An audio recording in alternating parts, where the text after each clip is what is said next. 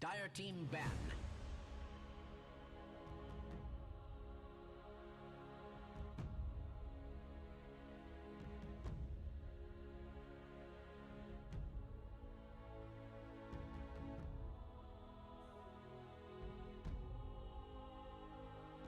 Seconds Radiant remaining. Team ban. Это просто нечто.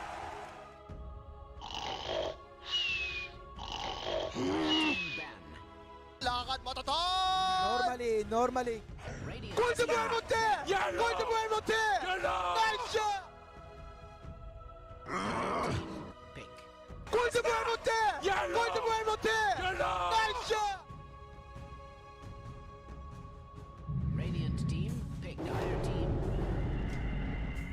Radiant team pick. Mars!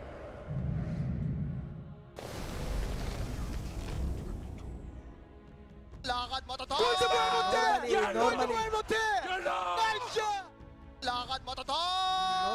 Normally. 10 seconds remaining. 5 seconds remaining.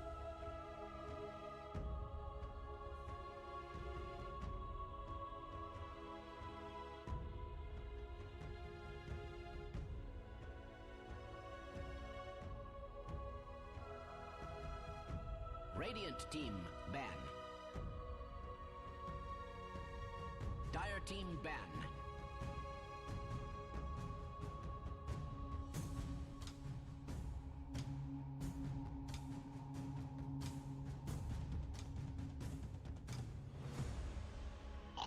Lakad matatak! Normally. Gol de Buenmonte! Gol de Buenmonte! Nice shot! 5 seconds remaining.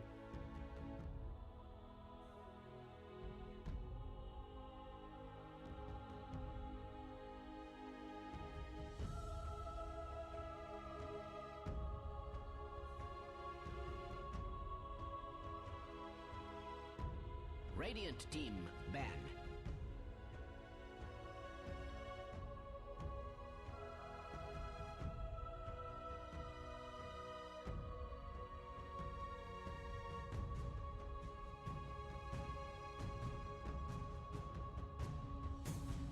Ten seconds remaining. 5 seconds remaining.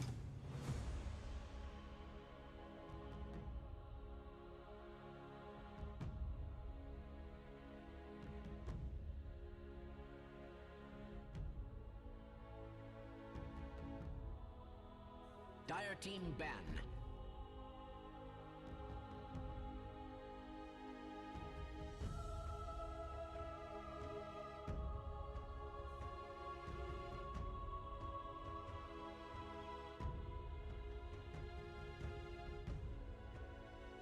Ten seconds remaining. 5 seconds remaining.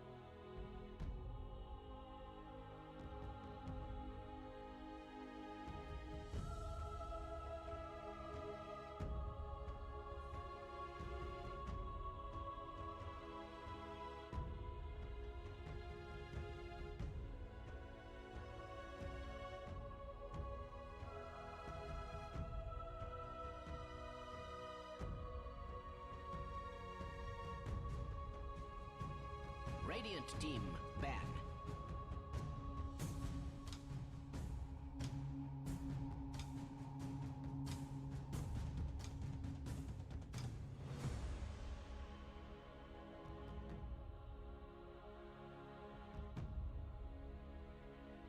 Ten seconds remaining.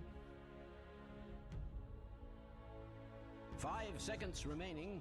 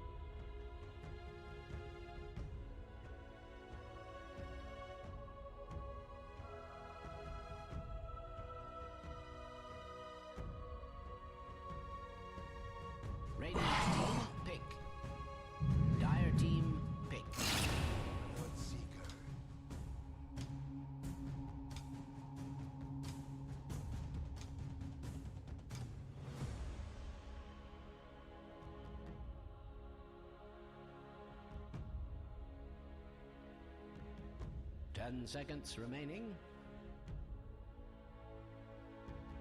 5 seconds remaining.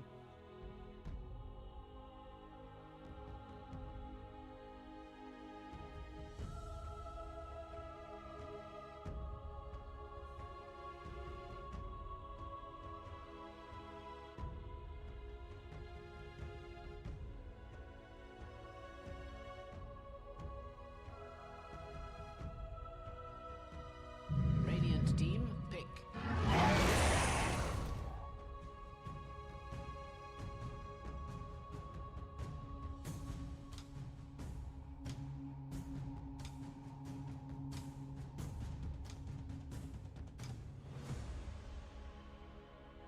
Ten seconds remaining. Dire team, pick.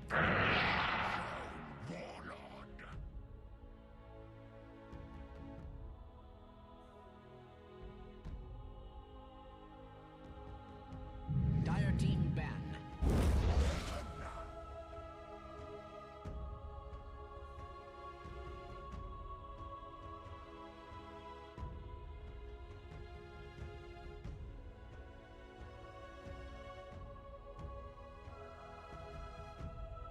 Ten seconds remaining. 5 seconds remaining.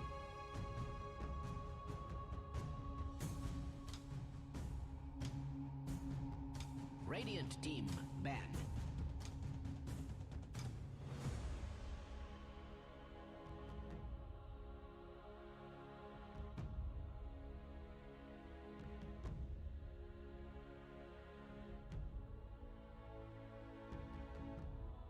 Dire team ban.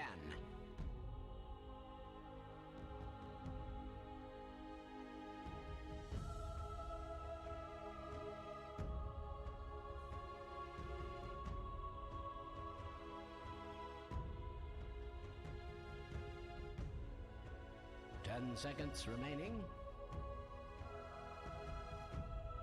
5 seconds remaining.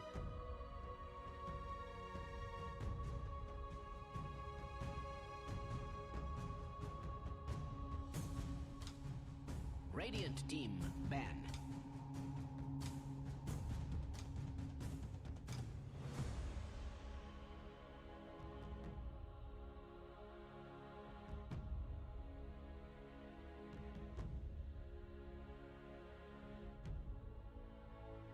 Ten seconds remaining. 5 seconds remaining.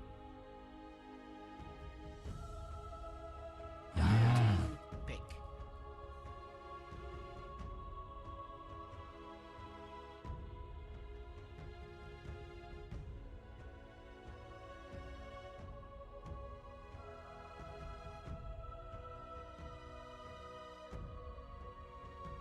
Ten seconds remaining.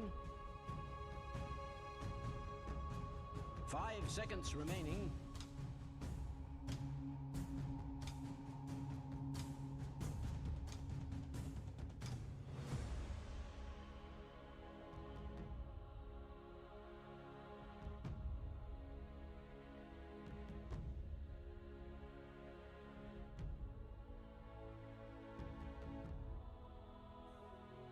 Radiant team, pick.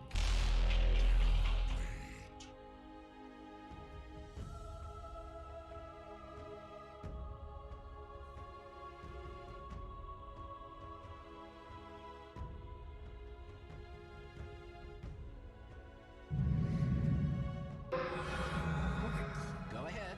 Select your heroes.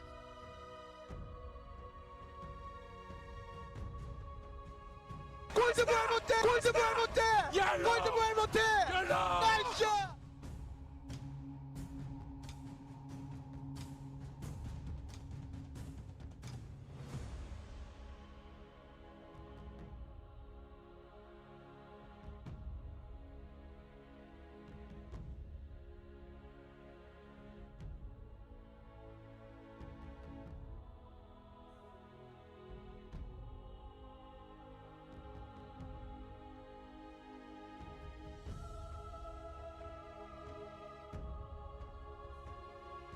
Ten seconds remaining. 5 seconds remaining.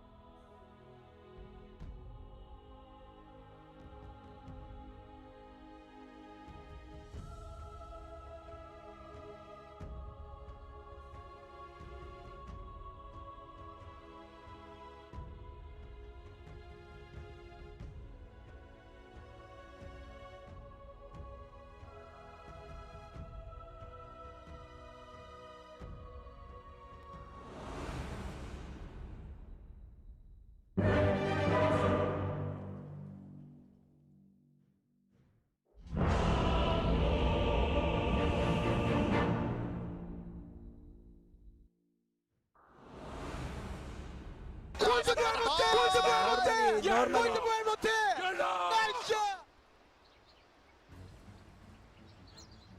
You really should prepare for battle.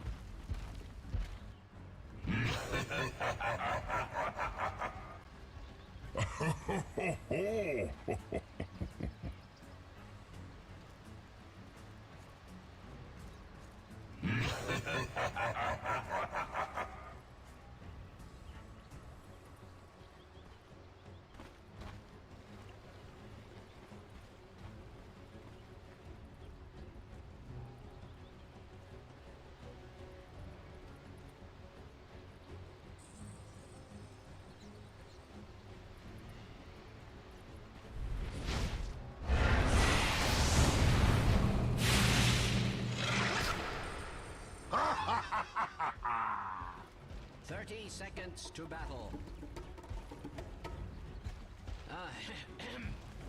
It's on.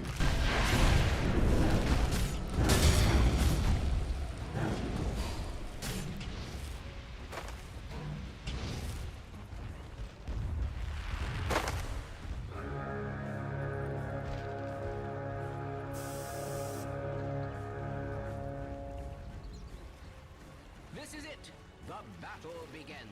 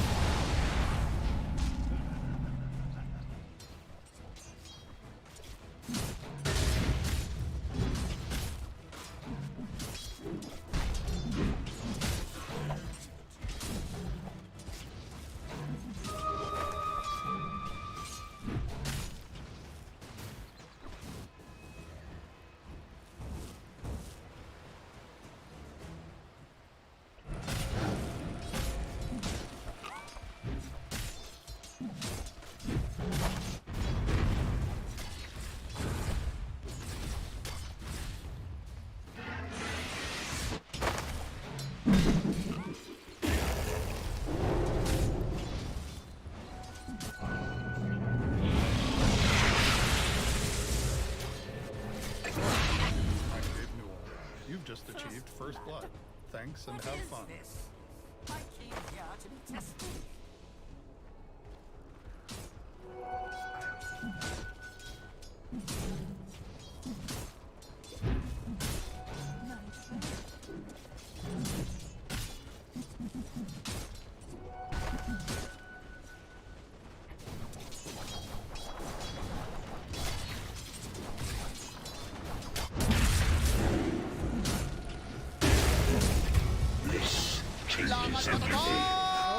Normally.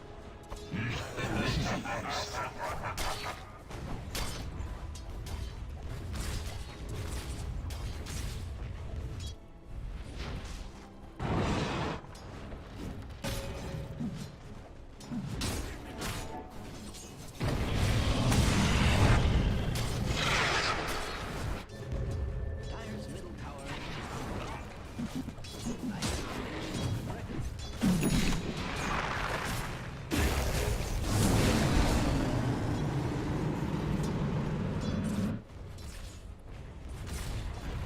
Radiant's structures are not only fortified, they are positively glowing.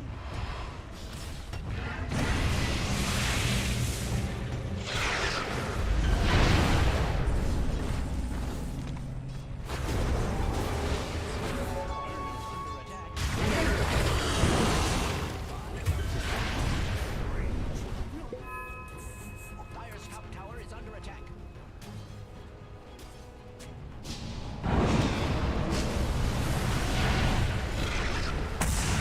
Dire's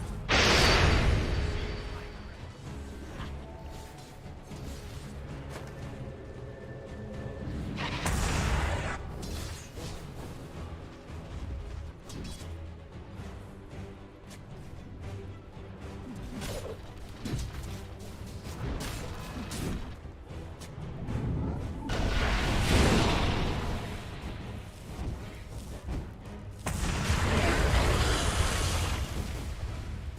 tower is under attack.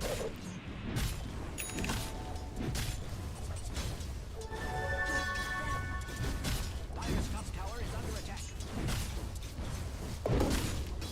Very nice. Dire's structures are fortified. Dire's top tower is under attack. Must I repeat myself? Dire's top tower is being attacked like nobody's business.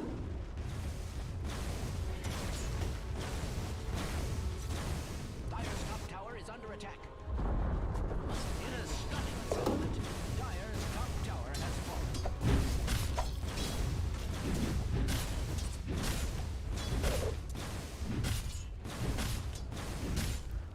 Dire's structures are fortified. Dire's top tower.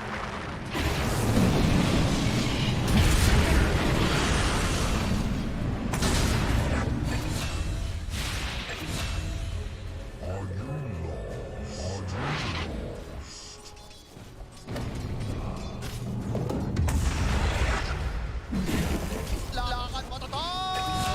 Normally.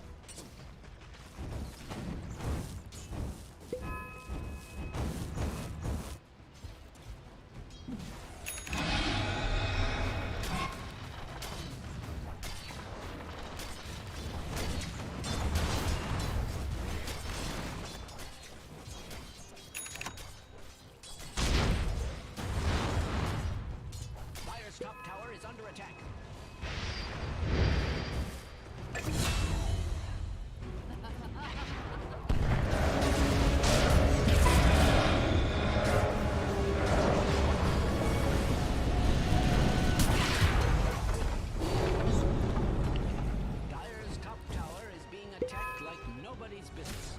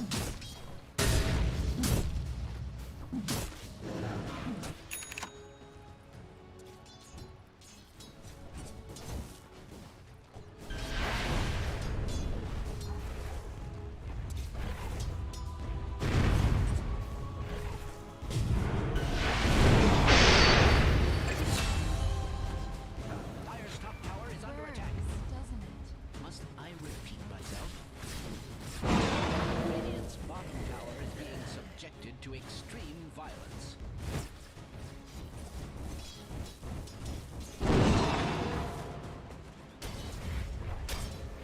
Dire's top tower is under attack.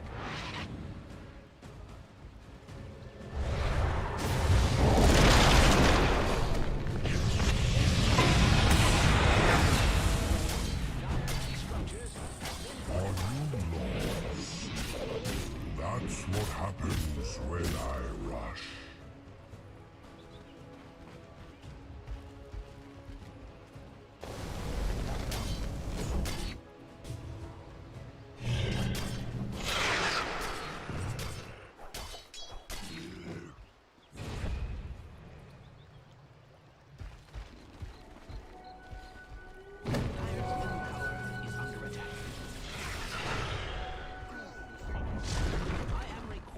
To point out that Dire's middle tower has fallen.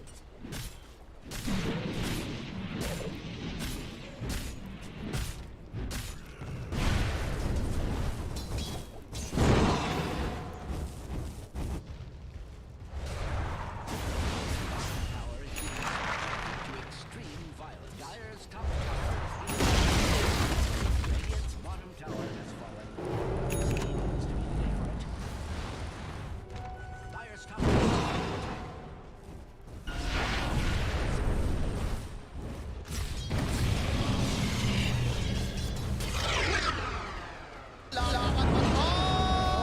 Normally.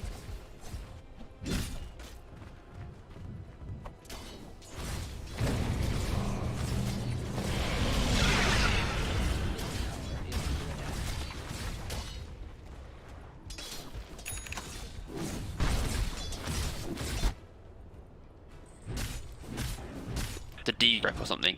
So it's a very It's a very good item to pick up, and then straight away goes for the BKB. So first he deals with the arena, that kind of 50-minute engagement issue, and then he deals with the BKB. After that, he can then decide to go right-click or magic damage leader and pivot into what he needs for his team. And that will work in conjunction with the Troll, where after Battle Fury, that +1 item, they're going to hit a really strong timing of Battle Fury +1 on Troll, and then Blink BKB on the leader. So Tempo might be looking for a very big team fight in the next 4 to 5 minutes. Yep, Rubik just stole Life Drain as well from Bogna. That can be handy. Can be very handy. Get some mana. Keep a hero alive. Oh no, he just ate a lot. Goes Dog Mango Tree. Right now, both sides preparing for what is to come. Charlie going for Scotty next. Wise call for the base Manta Scotty, though he did die twice in the early game, so that does push him back a little bit. He hasn't really had any ancient stack to work with. The constant fighting has been going on. Tempo really been putting up the pressure on them. So he's only just started building towards it. Only a few, 1,200 gold towards a very expensive item. But the same thing for the Troll. We talked about his scaling. He's got his Battle Fury. He's going to start firing up. Both carries are still somewhat inactive for a few more minutes. The way that I see Tempo's lineup, they have the beauty of Bloodseeker is you're basically another like real core. Because for example, Mars, he's very much team fight orientated. He likes to buy for the team. But Bloodseeker, he has the ability to enabling in that damage for the Blood Rage, the Veil now, and now he's going back for the Pipe. So I'm going to lean a Troll Bloodseeker, all be able to collapse onto a Troll, whilst Nip, their Pugner and their Mars, it's a supporting style of cores where they're not going to have this explosive damage and they're going to have to try and enable through their positioning. EKB finished on Noob. Yeah, they're not really moving away from side area. IP pushed, and maybe get a chip, some chip damage onto that 2 tower. They don't have to. They can, but they will also review themselves if they do. They have their vision down. There's a sentry.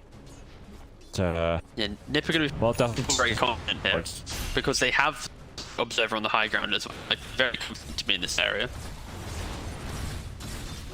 And basically what happened when he missed the center and he didn't de-ward is because it reveals your position. And sort of like, you don't need to de-ward it straight away. Yeah. But now he just wants to pressure the tower because you see them top. That's when he'll hit the tower and then towards the sentry. Unless they aren't even aware it's there, but you know they do. Yeah. But at the same time, like, they just might go Roche. Yes, they will. The call has been made and they decide to go for it. And it shouldn't take long. They let the tower fall, so NIP, do they react to this? Radiant scan from by Tempo onto the high ground. Nobody coming. And NIP might find an objective, but Tempo, they find an objective of their own. That's Aegis. And we'll go for the... Not bad. That's actually... And the voice lines.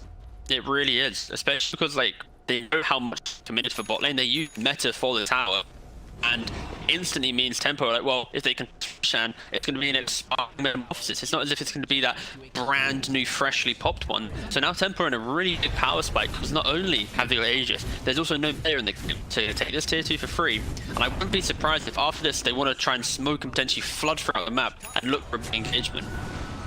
Well, daytime starts as well. There'll be a lot more to be provided by both, so going for smokes. Doing it. They do. They decide to smoke right away, but Vision can either be your biggest friend or your worst ally. He currently didn't have any of the Vision, so... Nope, doesn't even have any mana on the Lina. He does have like this spots though, to be fair. Mate, actually, I don't think he cares too much because he's currently playing off of his LSA. But you can't get Laguna for the quick clear. It's true. He now eats 3 mangoes and feels a little bit better about himself. I mean, They were a little bit scared actually. Well, the Scotty for Charlie is now over halfway. Yeah, he just needs to be a tank. He just needs to be able to eat through the burst damage that Tempo have and then force it to be a very difficult fight. But Thug, he is around about 800 gold away from his BKB. Once he picks that up, he's going to be in a very good position. Oh, he's just more creepy. He's not 400 gold. Yeah, both teams are hit their big item time. So when we talked about that inactivity a few minutes ago, that's no longer going to be the case. So we're going to have to wait 1 or 2 minutes only. Might even be a few more. We get our first engagement because NIP is already preparing for a fight with Supreme, Era, and Misha stacking up in mid, while Tempo heroes are moving around the mid area as well, staying close to each other's, keeping the distance short. So when we go to the game and both teams know about the item timings, and it's been a long so-called like I wouldn't say passive phase, because they're still getting objectives. They took Roshan, there's the Aegis advantage, but you want to keep your distances short. Aegis or not, you want to have like the reactionary distance between, which they were doing there in mid at the same time as NIP was setting their defensive end as the lane was pushing in. They had this kind of a square formation in a sense that they're, I'll draw it on the map, so not like too far away from each other. So basically there's like a player on every corner, so to say. So it's like they have time to react. One guy's in the trees, one guy's pushing in the lane, the other's farming a camp, and then there's like the fourth guy already coming in or moving out. So you have like this reactionary positioning. It's something you don't think too much, but you call to your team like, let's stack up and do something, but you're staying nearby in case something happens. Yeah, I think that's the main difference. They'll be looking, when they move to an objective, they're kind of like a big tank, right? They're gonna roll on in, they're gonna have Terror hitting the tower, Mars Phoenix positioned behind to start that team fight. Same with the Pugil and Kira, right? It is kind of hard for NIP because they have one frontliner, which is the Terrorblade with Metamorphosis and potentially standing up front. So that they don't have a Terror who actively wants to be up front. Sure, Mars wants to initiate scan. Is really well to Tempo because it means you'll always get the Rupture on him. You're always going to get that Laguna on him later in the game. Like, it's always easy to lock down the Terrorblade in that objective-based fight that NIP can present. So more on Tempo, if they want to take that type of fight and they want to go, you know, use their 5k lead, they have to try and break into this high ground area that NIP are currently holding. Look at Thug. Thug all alone here in the front, the rest of them in the back though. They're using him as a bait. They're very nearby. Mid will stop. So there's the blood drive, the vision coming in. Half the Phoenix stop here. Saberlight will catch a really good ultimate. He's got a Fury inside it, but can they get a flop on it? They've already lost Nancy and Supreme and LeBron all dead right away. At the same time, Saberlight trying to take a man fight against Thug, however, gets the chance to run away. Mitch, he drops the Rupture, but the on the TB, he doesn't have to move anywhere, and he's just finished his Scotty. And that's 2700 HP. NIP is that fortified lineup, and if Tempo want to break into this tri-camp, which wasn't able to finish, is he going to die back right now? That It's ball such a like I was mentioning that Tempo needs to somehow break into this tri-camp area and get on in, but we can't do it blinded about vision. Look at the minimap right now. They're centering the higher and there's no vision for Tempo. There's no this type of jump. This Bloodright was the sole thing they had for vision, and there goes their ace as well. The troll goes out, they drop the egg, they want to combine the stuns here. The ice path is, the egg will explode. Troll and Troll. LeBron coming in, doesn't have an ulti. Troll has nothing because he's just stunned for days. Nothing he can do. New coming in with aggressive blink in onto the finds one. The meanwhile, Charlie, his Metamorph has already run out. Saberlight will miss the spear. Another LSA from Noob connecting onto Saberlight. He's tanking the right click. So is Mitch getting hit by Charlie. Blast coming in Supreme. Gets the ice path as well. Charlie right next to LeBron. He will stick away, and Charlie will get the kill with the illusion. And still, NIP still with 4 heroes in here. They get that big chain feat, and then they get even more after it. And Tempo's lead, if there ever was one, I don't think they have one anymore. It's gone. It simply is gone. They had a 5k lead, and that smoke play was going to be their deciding play. They had double PKB on Troll and Lina, that big explosive reveal. But unfortunately, even had the Aegis on Troll. But simply the way in which they approached the fight, it was like fighting game 2. They're running into a high ground area, they don't have vision, they haven't used scan, and they just blindly run into this Mars arena that completely destroys all the supports. It puts a divide between the Lina and her team. Terrorblade can instantly just kill the Lina, and unfortunately, this team fight, it was pretty atrocious. That's given NIP the absolute advantage now in this game where they can be pretty confident. Yeah. But to be very clear, they're confident in that defensive play. If Tempo is still able to make the correct jump, then sure, they can still win a team fight for sure. This isn't just like Nip favored. It's still very 50-50 in that sense. But Nip's confidence in their type of fight, they now understand that their fights are very, that if they react to a fight, they'll do really well. But Tempo just have to make sure when they start the fight, they have to jump the right heroes. They did smoke up on the other side of the map as well. This smoke is going to expire. And NIP are playing it safe. They're keeping that the close distances. Other players right next to each other's. They get managed to dodge NIP's smoke. They did drop the scan as well into the radiant side of the map. They spotted someone momentarily. They felt like the enemy is probably on the move, suspecting there might be a smoke happening. This bottom wave is pushed in. It's now being pushed away by Lina. And in the top lane, well, this tower is slowly being chipped down. Lina is the one to defensively react to everything, because this also amplifies the Lina's farm a lot, because now Troll can just focus on the mid slash the jungle camps. And Lina has 2 lanes to push with the boost of Pavels, allowing both of these 2 heroes to come big with their damage items in the minutes to come. Because they need to rush their progress with those bigger items. Charlie just confidently now hitting top net worth 17.5k. BKB Scotty Manta, he's now a big boy. And Troll with Battle Fury BKB, he does not have the itemization to deal with this this terribly. 306 CS in 26 minutes. I tries to go for prediction play. Doesn't quite land. They also actually have a... So they feel confident in their timing right now, that if they can at least have vision control, because that's the key thing, right? This game for Tempo is all about vision. If they can identify who they can go on, they'll be able to potentially win the fight with that explosive damage they have. But say, like, with that gen pickup, I don't know if he bought it, if Misha did. Misha actually bought it. Good job, support. But he gave it Saber Light. They're going to be able to control every air with such confidence that there won't be lingering vision. Supreme has lined up a level 5 Dagon. So let's see if they can get the benefit out of it. Charlie up. Silenced as well. Have Manta available. And a BKB. But both Crow and Lina are kind of like, guys, if we don't actually be in this fight, we need to recover our games because we need that +1 item. You see the Troll who's trying to get a nullifier. You've got Lina trying to finish Shivas to try and mitigate some of that attack speed from the Terrorblade.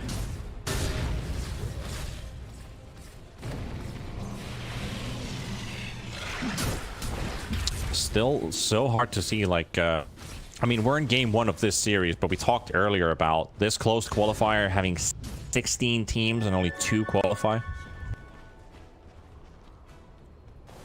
Think about, like, all these big names that are playing. Like, we saw 2 really good teams play in our first series. Like, talk about 5. And the other series with Mud Golems and NIP. And you know that already out of these 3 big names for this qualifier, only 2 will actually advance to the main event. Yeah, it's crazy that it's 2 teams getting into Division 1. Yeah, but yeah, indeed. But then again, 2 exists, luckily. Yeah, thank God for that. BKB. BKB TP out. Arena has been expended. That is your 9-second BKB gone from Troll. That down. Important seconds ticking away from one of the bigger items a Troll can have in this game.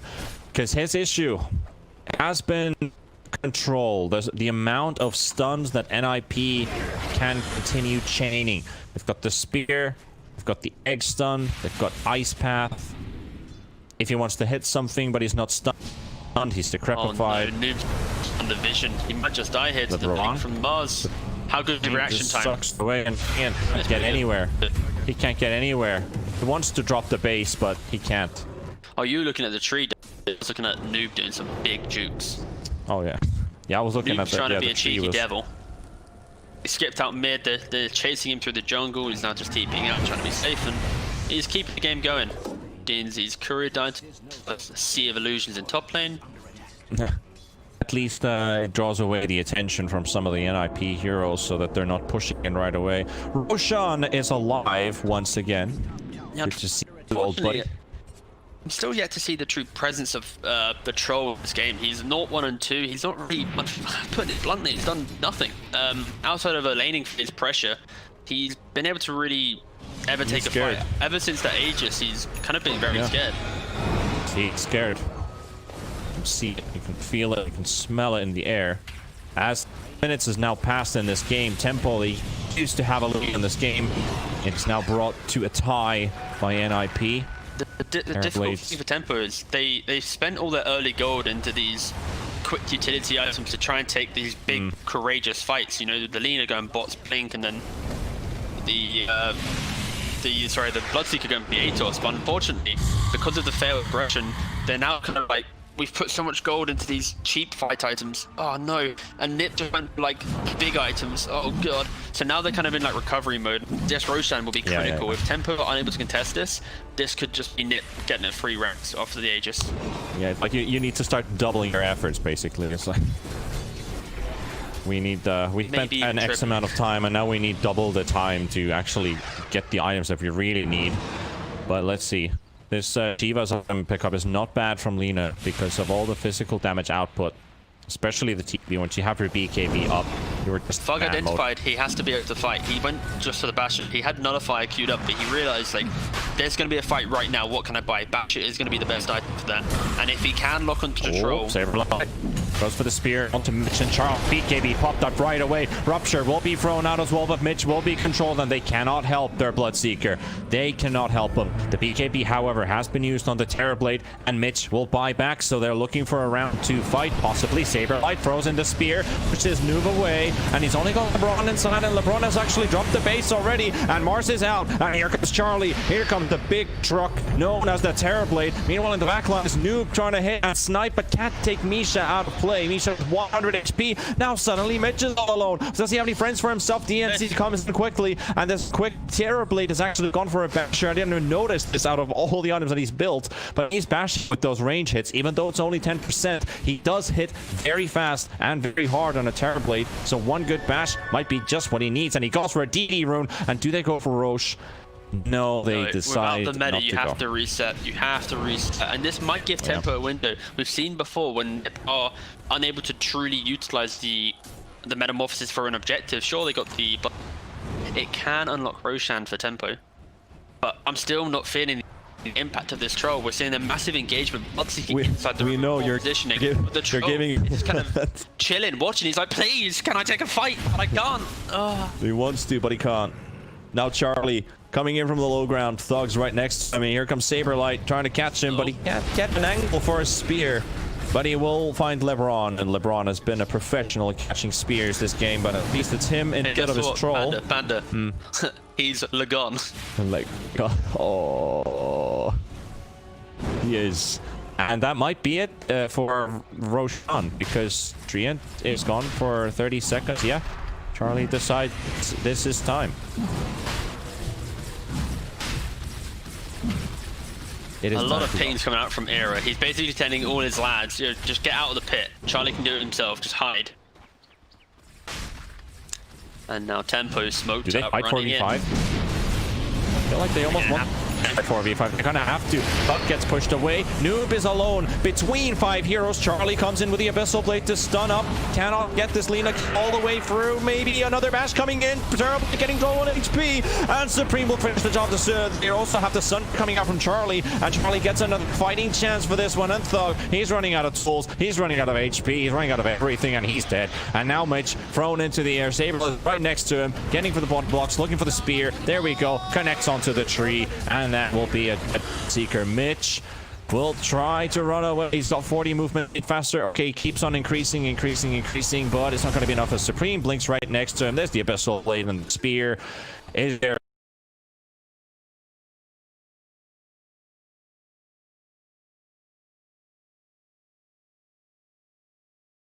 There's nobody defending the high ground. They can just go here.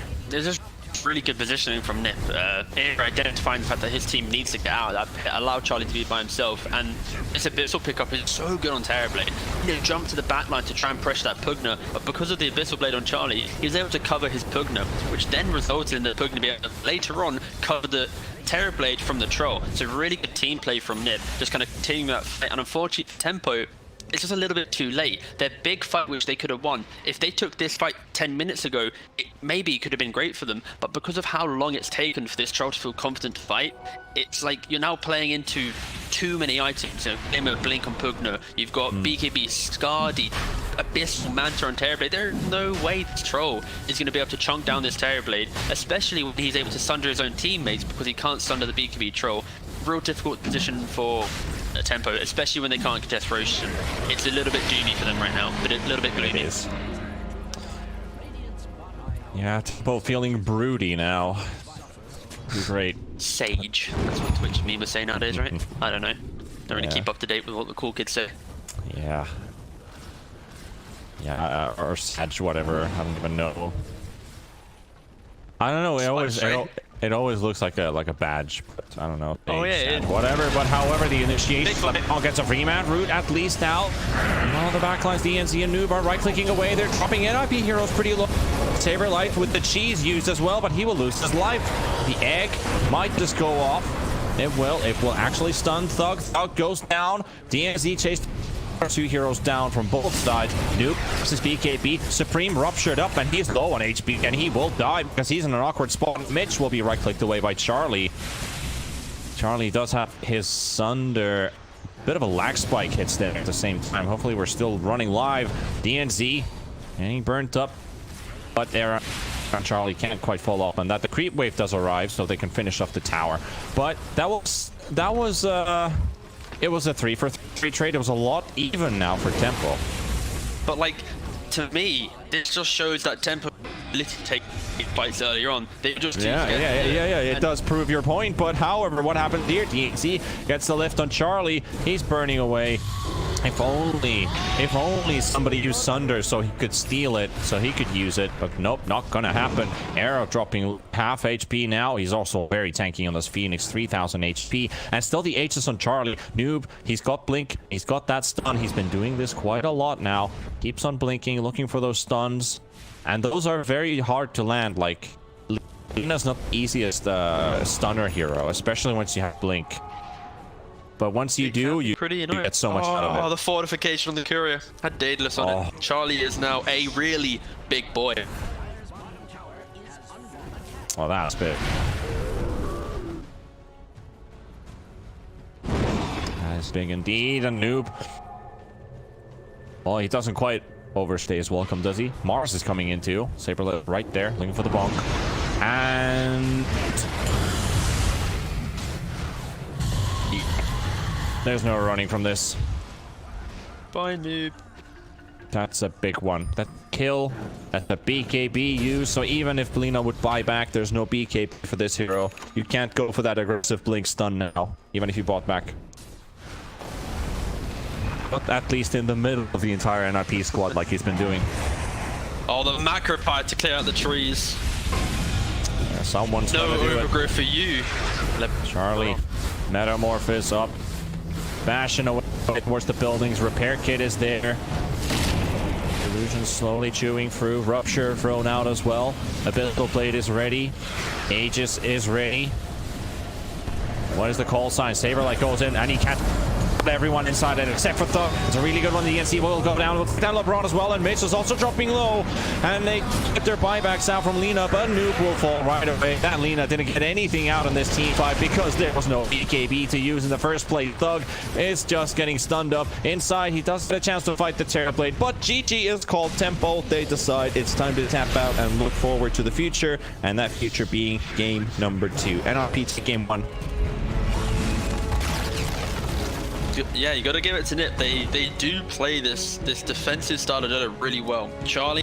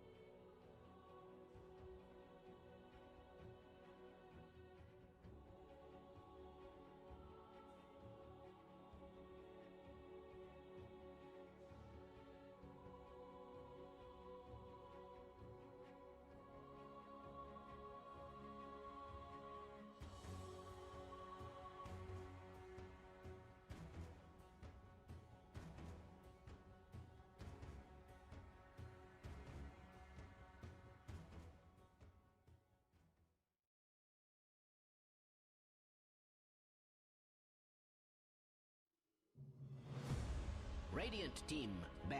Dire team ban.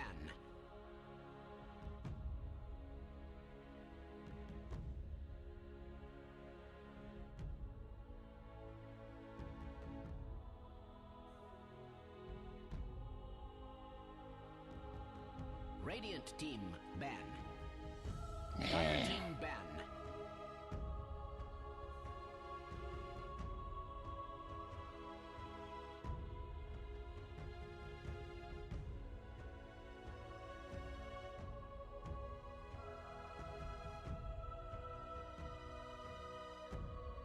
Ten seconds remaining. 5 seconds remaining.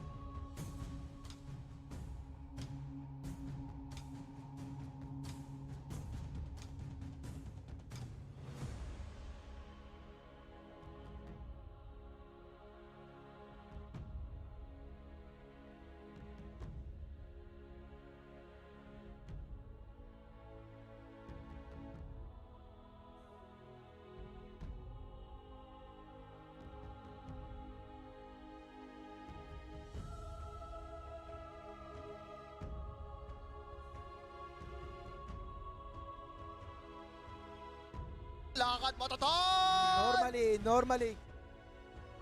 Lakad matatag! Normally.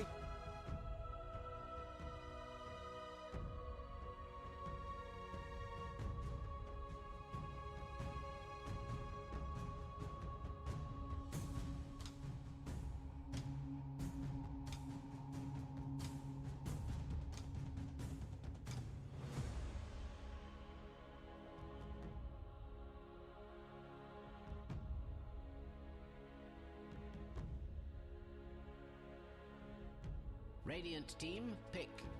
Dire team, pick. Faceless Void.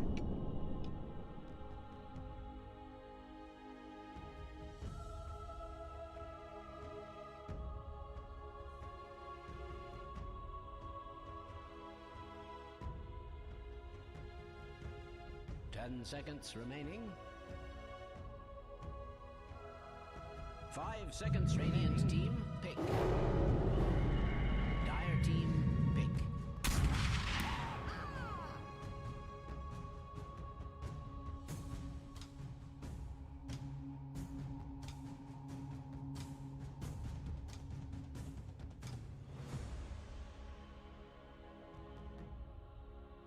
10 seconds remaining. Radiant team, back.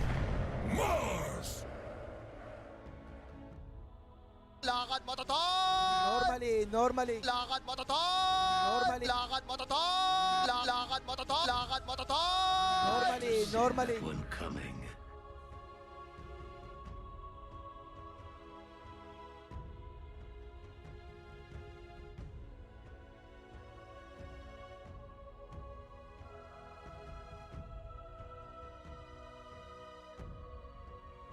Ten seconds remaining. 5 seconds remaining.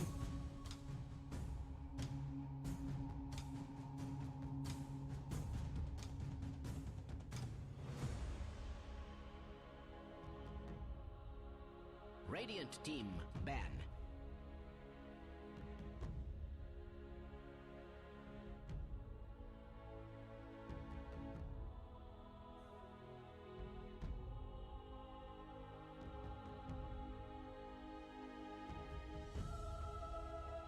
Ten seconds remaining. Dire team ban.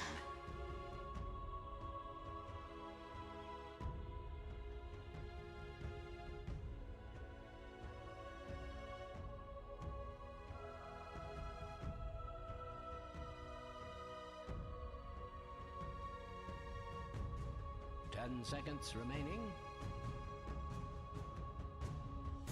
5 seconds remaining. Radiant team, ban.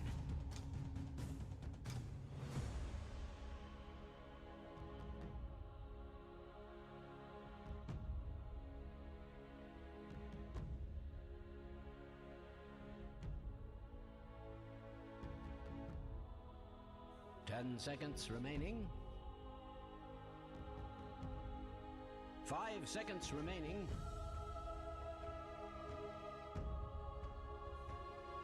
Dire team ban.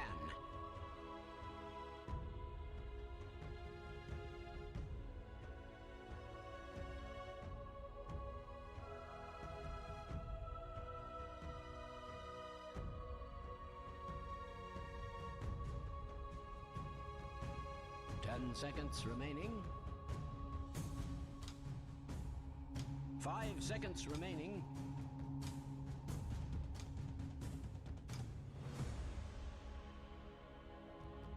Dire team pick.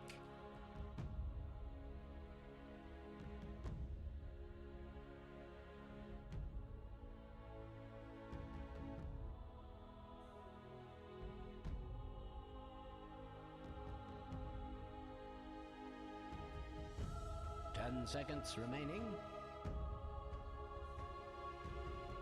5 seconds remaining.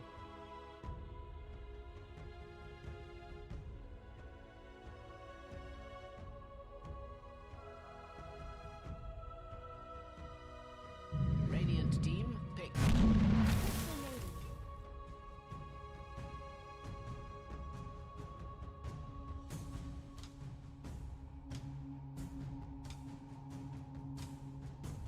Dire team pick.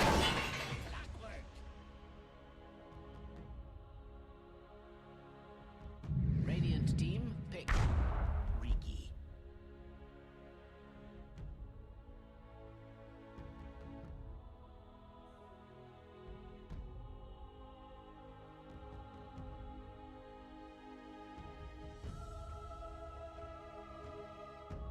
Ten seconds remaining.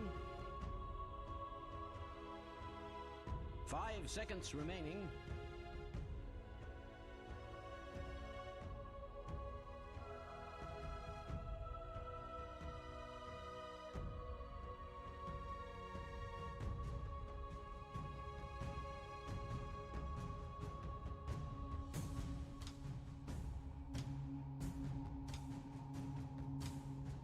Lakad Matatot! Normally.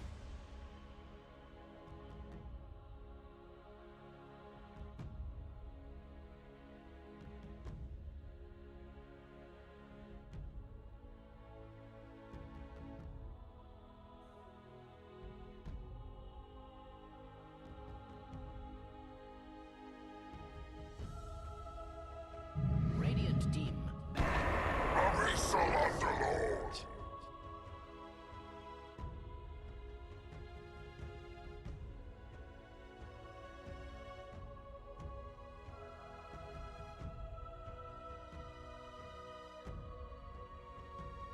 10 seconds remaining. 5 seconds remaining.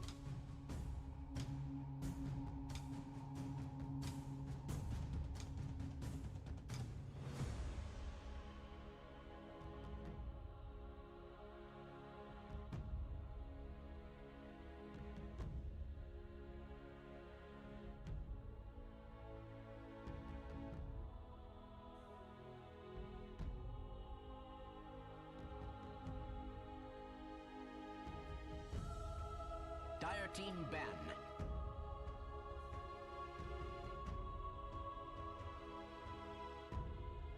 Radiant team ban.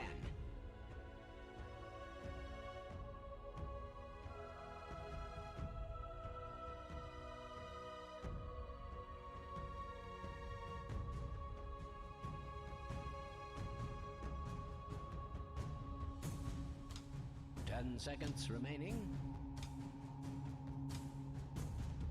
5 seconds remaining.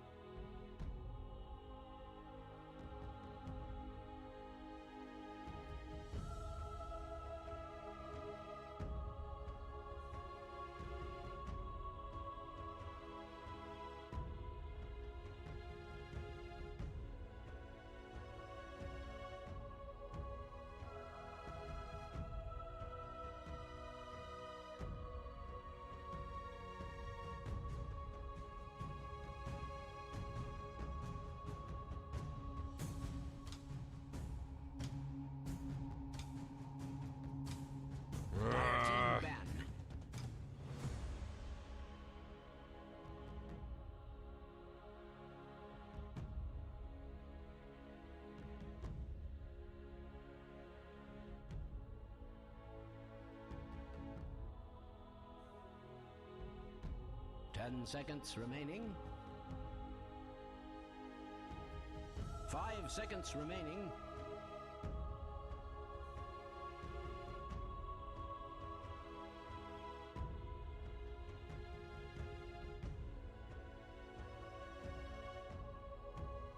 Radiant team, pick.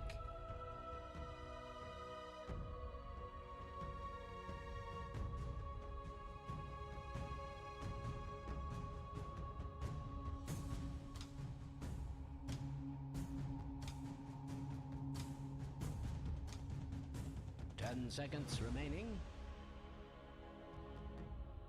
Dire team, pick. Lakad matatak! Normally. Культивуем ульти! Это Культивуем ульти! просто нечто! Это Нормали. просто нечто!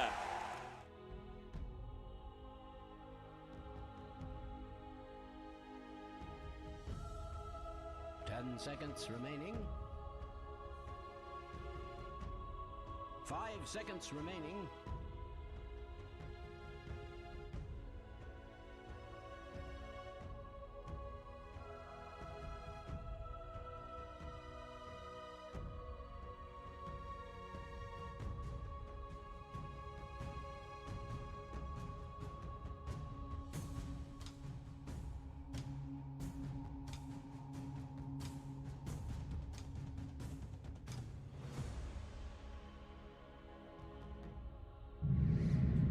Lakad matatak! Normally. Nice shot! End.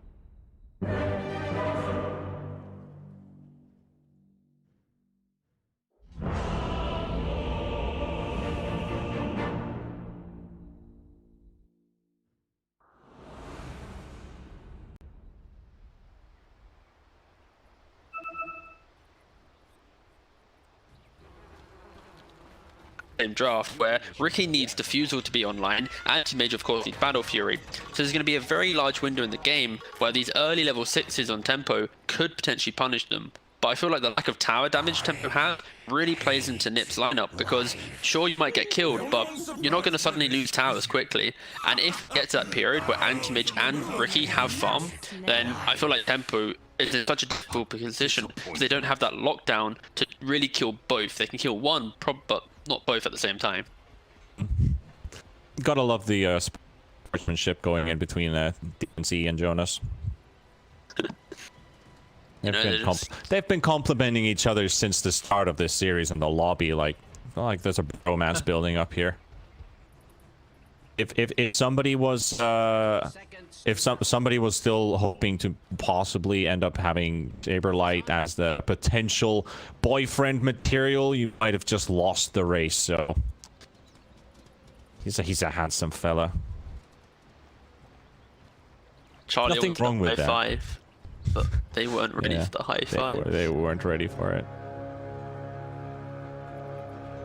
Well, not least now. All right, Thug and Saberlight meet up with each others. They are ready to apply the fright. They want to keep Thug under pressure. They want to make you feel like you are not welcome in this lane. They're playing the same Phoenix Mars on the same side of the map against a different carry hero and a different support hero. LeBron's Undying. I don't think LeBron is at the same level as some of the NASA Undying spammers. He's definitely a really good Undying player. Undying is a great hero. Big He's fan a of great Undying. hero. He's been getting a lot of love in the last few months. People are almost saying that Undying is the strongest hero in the patch. Do you go by the... I just feel like there's a lot of haters out there who think Undying doesn't scale, but with that damage amp and ult and just the value of Tombstone, the vision and the zombies, it's... That's what it does in late game. That is your scaling. Your scaling goes with the vision, the movement speed, the error calculations, whatever. The argument is always the lack of lockdown. People look at Dota and go, if you have stun, you good hero. You know, that's kind of the logic of most players. So when they see an Undying, they're like, nah, no stun, sorry. Terrible in the late game. You know, it's just that idea just, it hurts. Yeah, I think it's a very simple way to look at it. I mean, stuns, they look good, they're reliable, usually, and basically you can't do anything during that time, so obviously that's the strongest spell. One stun at the right spot is better than a slow at a right spot, where you're like, okay, you're slowed, but you can do things, but if you're stunned, you can't do things, and if that leads into a kill, it's automatically better than that. So it's understandable that someone might think that way. That's where the complications with the skill cap of this game kick in. There are some different factors to it. However, a lot of trading happening here. LeBron 16 decay stacks, just loses one of them. Gotta be careful as an Undying that if you end up running low on stacks when they start disappearing, it also diminishes your current HP pool. So the more you trade with decay, you still have to keep an eye open for when you're moving out, because if the opponent is calculating at all what you're doing with an Undying, you're walking away low HP and your stacks are your decay stacks are about to decay. You might die. You just might die. So those whoopsies can happen. Yeah, as it's in mid lane, Ricky having a pretty deep time because he naturally 6.5 regen. When he hits a tank, obviously goes up to 13.5. Like, he actually is surprisingly tanky with the high armor and the high base regen.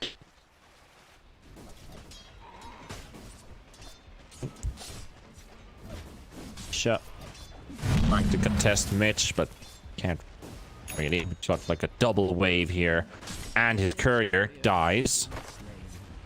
Isha picks up a little bit of gold from that. 35. 30 times 5 time for the team.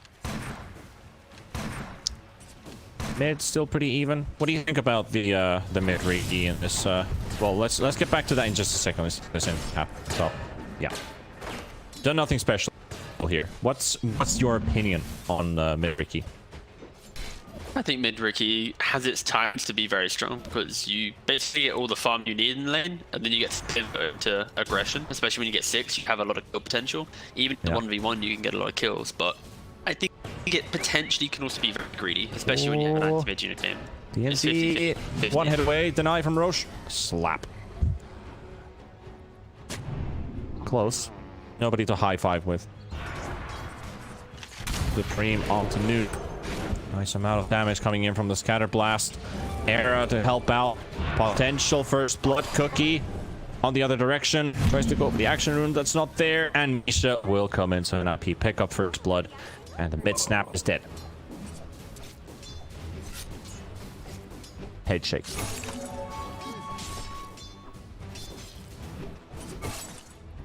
That was looking pretty alright here. The top lane. CM having the time to rotate towards mid, and team is enjoying his time. Thing is, Underlord, well, he can't really stop the Underlord from being there. Usually he tried to put the aggression level 1, try and force the hero away, but I guess they're just having to live with the fact that this Underlord is going to get farmed nevertheless, whatever we do here. Yeah, for sure. Especially in this upper lane. The anti-mage at best can just burn his mana to make it annoying to farm with, but when you have a stream, bringing out extra regen, you can always, you know, get the firestorms off. So this is very much going to be the trader farm, and it just plays well into the Nip lineup because when Antimage gets his Battle Fury, he's able to just quickly flat farm his the jungle, and then suddenly 1 or 2 items later, he's able to completely snap to tempo because of the like a lockdown that they have. So this Battle Fury timing, that's when he's really going to hit his stride. Also attempt there now top. Misha getting pushed away with the cogs, and DND will have enough damage with the battery assault level 2 to take the CM out of the way. Nobody wins. Now nobody wins. Does anyone I think Tempo wins for sure. I think Tempo wins that trade. Doug has been left alone here in this bottom lane, which is a bit worrying. He's got 26 CS. Could use a friend. Very low on HP as well. Where is his friend? Where is LeBron? Walking back to home, the and he's lane. walking all the way back to no. lane. Not in position to be here. Meanwhile, in mid, rotation is happening. Supreme gets hit. Ward by Noob. CM also was on the high ground. Quick Crystal Nova in the face. 2 points. Nisha build. No Frostbite picked up 2 points in Aura already. Yeah, especially because he didn't have kill potential on the lane. But it's like the issue I find with CM players, like Mars for example, they'll always go like 101 where they have a point in Aura. But if you have that man in lane and have that ability to get for a fight, it's so much kill potential. But in this game against the Underlord, there's no kill potential. So just maximize your team and go for that 2 point in Aura. Got a teleport coming in from Noob. Cookie for LeBron will catch the Saberlight Mars, and Mars will burn to death. Noob will pick that one up. Tempo find a response kill against NIP. Era is able to disengage. Still, 1 kill for a 4-man rotation, or man rotation to back up the Faceless Void. So, I'm not sure how long Thug's been begging or asking for help, but he finally got maybe a bit more than just the cavalry. Radiant's middle tower is under attack. Supreme hit 6, he's going to try and be active and try and, you know, utilize this immense amount of damage that you actually get when you hit your 6. ENZ. Oh, body blocking. Nisha's there. Here we go. Place tricks available. And tricks of the trade, but those cogs do push him away further enough. An Era is even there to burn DNZ. Sunray and Supreme gets to him in the end. Noob, so right next to him there with the tower vision. So Supreme can't quite die as his teammates don't want to go there. But you're right about the Riki damage output. It is good, but he did have to fight for it all the way to the end because of the cogs zoning him out. So if the Snap Fire taunt bot lane, in this room. And a lot of enemies. And a couple of friends. Finds who? No, finds no one. Okay. Supreme on the hunt though. Courier. Slapping LeBron. Supreme's Courier dies though. That's his... That's the power trade that just died. Yeah, unfortunate for the lad. Yeah. Tombstone is Meanwhile, also Charlie put down. does free from top lane. Does. There was a tombstone dropped by LeBron. Supreme is still bullying him. It should be enough tricks of the trade. Okay, he... Have dust on clock. No. This is going so bad for them. But Supreme still gets burnt up. Nope, he's still gonna live. Oh! Never mind. Granny pulled out the shotgun. Supreme was styling up until the point where he just ran his face into a shotgun. Yeah.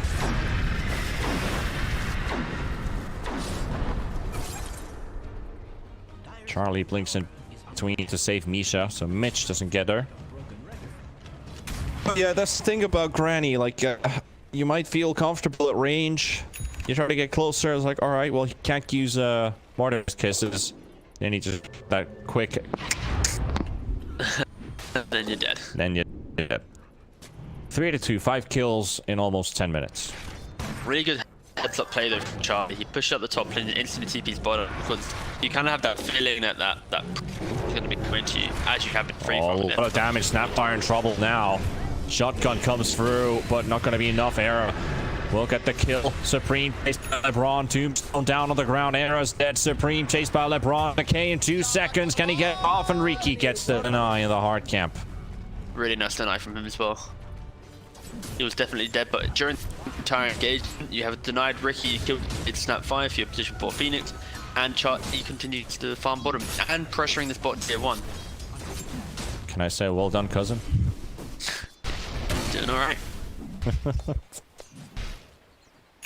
bottom tower is under attack. Can we get our first possible tower kill of the second map?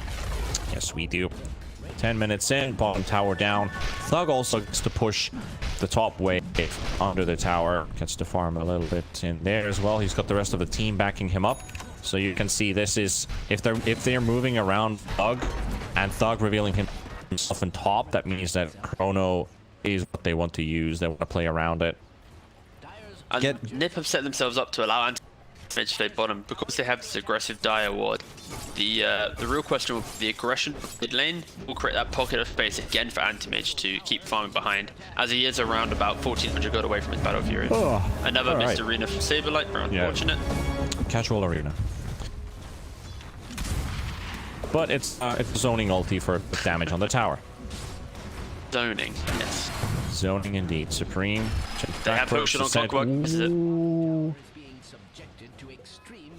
It's a close call, but wasn't too close to comfort. Now they're instantly barreling down mid after they've identified the fact that there's no arena. They're able to take this mid tower for pretty much nothing. Yeah, they got the top power. Try and defend it. They got the top tower. They're getting pushed mid now as well, and Saberlight not as lucky. I have no idea what he was doing there, but it's a free one for Tempo. Now they definitely got the tower. Yeah, I thought this would just be given up for free and they'd try and, you know, play out open the map, but I think, yeah, Saberlight after dying there, it's like, I need a minute, lads. Sorry for my mistake. He's gonna go stand up, stretch it out, have a breather, come back, focused up, ready. Yeah.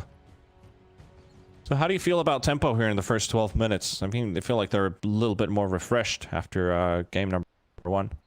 Yeah, I think they're in a really strong position. Like, their lineup is very scary to play into.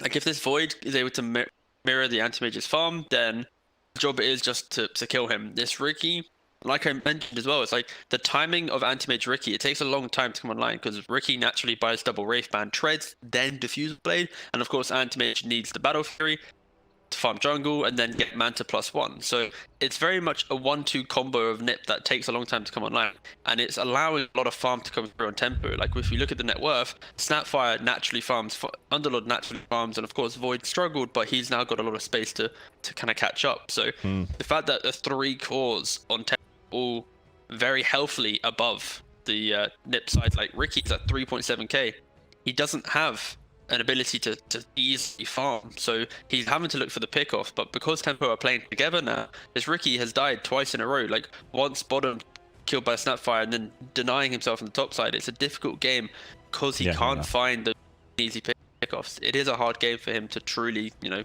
run around and kill everything. True. We have a tiny disconnect here, so I think internet issues might be happening. Someone might have seen my quick reaction in chat. I thought it was a different story, but it wasn't. So you just smiled at him, having like, ha. Yes. I thought it was just like at the Discord at everyone. Like, was that like a unintended thing that happened? But apparently, I think it was just pinging on his mobile or something that he's disconnected. So it's like, well, hopefully he will get back on soon. But if it definitely is like an internet down, we might have to wait for like 1 or 2 minutes for the router to start kicking in again. That is true. Then hopefully we get to force Nip to play with 4 to make it spider. Ooh, that's spicy. That's the saddest part about the game, is when you have he's back when already. an admin has to force out 4v5. It's like, it's never good for Dota. It never is. It's not good in any other game either. I've actually cast one game which was 2 versus 3. Not in Dota, but like in a game where you have like 3v3s, and it's like bad because it's all away from the start. 2v3. I would say, if that was a Dota game, that's hype as hell, actually. Well, it could 2v3 in Dota? Like, who's marking bottom, lads? Because we've only got 2 heroes. I mean, I think one of the funniest games I've ever had in a pub game, I think that was like 4 or 5 years ago when I was still like a Dota 2 scrub, because I started playing in like 2014. And like 15 and 16, I was a complete, like, absolute trash player. So we had this game where 2 of our teammates disconnected. We were playing with 2 other buddies, so it was 3 versus 5. Decided to play it all the way through. We had like Treant Protector, I was playing Nyx Assassin, and then my friend had Ursa, and we built 3 Dagons, and we won the game 3 versus 5 after like 50 minutes of battling and holding the base. We just kept finding the combos to like, nuke everyone, nuke one player at a time with Dagons, and we enjoyed it. We won the game. It says a lot about your opponents when you're able to 3v5 Dagon down your opponents. Yeah. No, Hey, it's also, that's a good story, but also a terrible story at the same time. It is, but then again, you think about it, we have we dropped the base, we've got Nyx to follow up the stuns, we've got a lot of damage in from like Vendetta. They had some spellcasters as well, so they really don't like mana burn. Then you have Dagon for a really high damage burst and all that. But still, a 3 versus 5 game that you win, it's still Great. it feels great. Yeah, it's and a bad story at the same time. But still, this one will continue 5 versus 5, and we're 13 minutes in game 2 with 5-4 in the scoreboard. Net worth is even. XP is slightly in favor for NIP, but we're waiting for the real items to kick in. The Battle Fury is almost done for Charlie, and Faceless Void, Mask of Madness, Ogre Axe, or Ogre Club, working on a first beat. And it's good to see that Supreme is actually now catch up with his farm, because he's not going so aggressive. He is trying to, just hit some creeps, and of course, it isn't really to the level of what 10 are, but I think the saving grace for Nip is the supports are pretty farmed. If you look at the Clock and the Undying, these heroes are very low on the net worth, and CM and Phoenix are able to keep up, at least, and that's why we're only seeing a 1k difference to tempo. Reality, in the core, it's a lot worse. Still, right There's after really good stacks being made. if you look at like the net worth is even, but still right after Anti-Mage there's 3 tempo heroes all above 6k net worth, and then there's Mars at 5, Ricky at 5. You think this is gonna stay like this? I mean, all Underlords. Now the Anti-Mage is gonna get absolutely carried away with the farm, but engagement, Saberlight. Yep. And that was a gobble up. Now, it looked like a Mortimer's Kiss. It was just a gobble up thrown up by the Snapfire. So an instant Axe Rush completed. Let's see if we can get something with the Chrono, because they've already killed one Initiator here. Oh, DNZ takes the bait. He drops too fast. They can't get Thug there in time. Now Thug, he drops the Chrono. He thought there might be someone there. They're going to have to use the Mortimer's Kisses, but it's going to be for a Ricky kill. Need one more hit to connect, and it's a close one. It won't happen. 200 HP. It's the jump to safety, and the Roots, then there's Mitch coming in from the other side, and that will pay off because they get to also get Ricky's courier in the process. And that's where the strength of tempo zone comes into play. You locate a hero, you chrono, and suddenly you have Snapfire coming in. If you don't gobble up, it's pick off after pick off using these big key spells. But meanwhile, Anti-Mage, well, technically the lane, dying to a, oh no, DNZ, brother. Did you see that? Away. I hope you didn't see it. It was a good Charlie idea. gets away. And they found LeBron. Mitch was thinking about the pet Malice, but not this time. Not this time.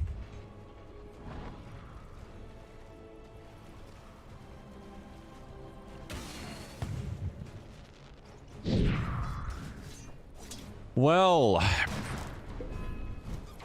it's an important game here for NIP. A win here would take them to the winner's side of their group. They would have to face up against the winner of Khan versus Hellraisers. Khan's been looking all right with their current shape. You have Hellraisers. They're really, they can have strong. Also flat. They're a team that is. Yeah. They're kind of like the gatekeepers of tier 3, in my opinion. They can easily just jump into tier 2 and beat a couple teams. We saw that at Mega League, but realistically, they are very deep tier 3 team. Yeah. The consistent level of play is still something that they, with the Clockwork thrown in, and they find the Anti-Mage. Can they control them all the way? Nope, they can't keep Charlie in place forever. And the lack of lockdown for tempo, they're gonna need either an item to follow up with the stuns, maybe a sheep stick, maybe a Rod of Atos or something. He will build a Manta eventually. He's already got the Yasha. Might even have it ready yet. No, it doesn't look like he has the Manta ready. But he's definitely going to look into building that at some point of the game. Maybe the next one. So Rod's not necessarily the best item. But Tempo needs something to add up with the lockdown if they want to get an AM kill. So he has the recipe for the Manta, so he is going to be 2,000 away from it. Dropped the arena. He got one on Noob. Noob pushed onto the wall. Malice also onto Misha. Misha just get the ulti off, and Thug thinking about the chrono. He's looking for a Supreme, and now he just pops his Mask of Madness because he was hoping that he actually got the ulti off and then pops his Mask of Madness. But he doesn't even need to use the Chronosphere here. They're happy with this one because Supreme is down. And a hook shot beautifully from DNC, and that's a lot of zombies. 106 movement speed. He ain't going anywhere. The classic anti-mage game. Don't worry, guys, I'll be ready soon. 1,400 gold away from Manta. Structures are cunningly fortified. Oh boy. But no, like I said, it's the fact that after this fight, this tower pressure, it is there, it is strong, but NIP, they're not really feeling too pressured in the game because they do know their anti-mage is farming, and there is going to be a window where I think if he goes Manta, they might be able to start jumping heroes, but I feel like with Bug just instantly rushing this BKB, it completely mitigates this Riki, because the Riki got defusal the same time that the Vox BKB, so this big team fight from NIP, the reason for this Riki pick is now kind of evaporated, it's gone. Also that Riki, Faces Void for Thug. He wanted to use his chrono there, but I'm not sure if he got silenced by the Riki or if he just cancelled it because the trade was still going. And then he pops his Mask of Madness. He didn't even get to use chrono, which is great. And he also held on to his 10-second BKB now. Got bubble up and onto Era. That's a fast kill. I think it looks for more. Maybe even more. Misha gets slowed down. Oh, he has the... Gets Yules up into the air. No Glimmer Cape. Still on cooldown. And now Tempo, they hit this such a strong timing because of the BKB and Void. They can't play at 5. They're really pull up and going out all aggressive. Yeah. Charlie just completed the Manta. Another go Roche. And again, the saving grace is all this fight and all this damage is outside of the base. If this was like a tier 2 pressure, then that's scary, but I think for NIP, they're still not panicking too much right now because they know that they are with a draft that it takes much longer to come online, but they will have to give away. They will. They have to rely on their strengths, not crumble in front of the pressure. They know that they have a strong late game lineup, or like the composition that they have in total. Like it is strong. They just have to get there first. So keeping the package together is, I think, the most crucial thing, is that you don't like crumble after losing 1 or 2 guys, because this is very common where you have one guy getting picked off, another guy tries to save him, oh, he gets picked off, oh, the third guy trying to save him and he gets picked off as well, or somebody's out of position and you end in a big chain feed and you never actually get to experience the late game because of things that happened. And Saberlight, oh, so close to get the connection onto the wall with the spear, and LeBron will live.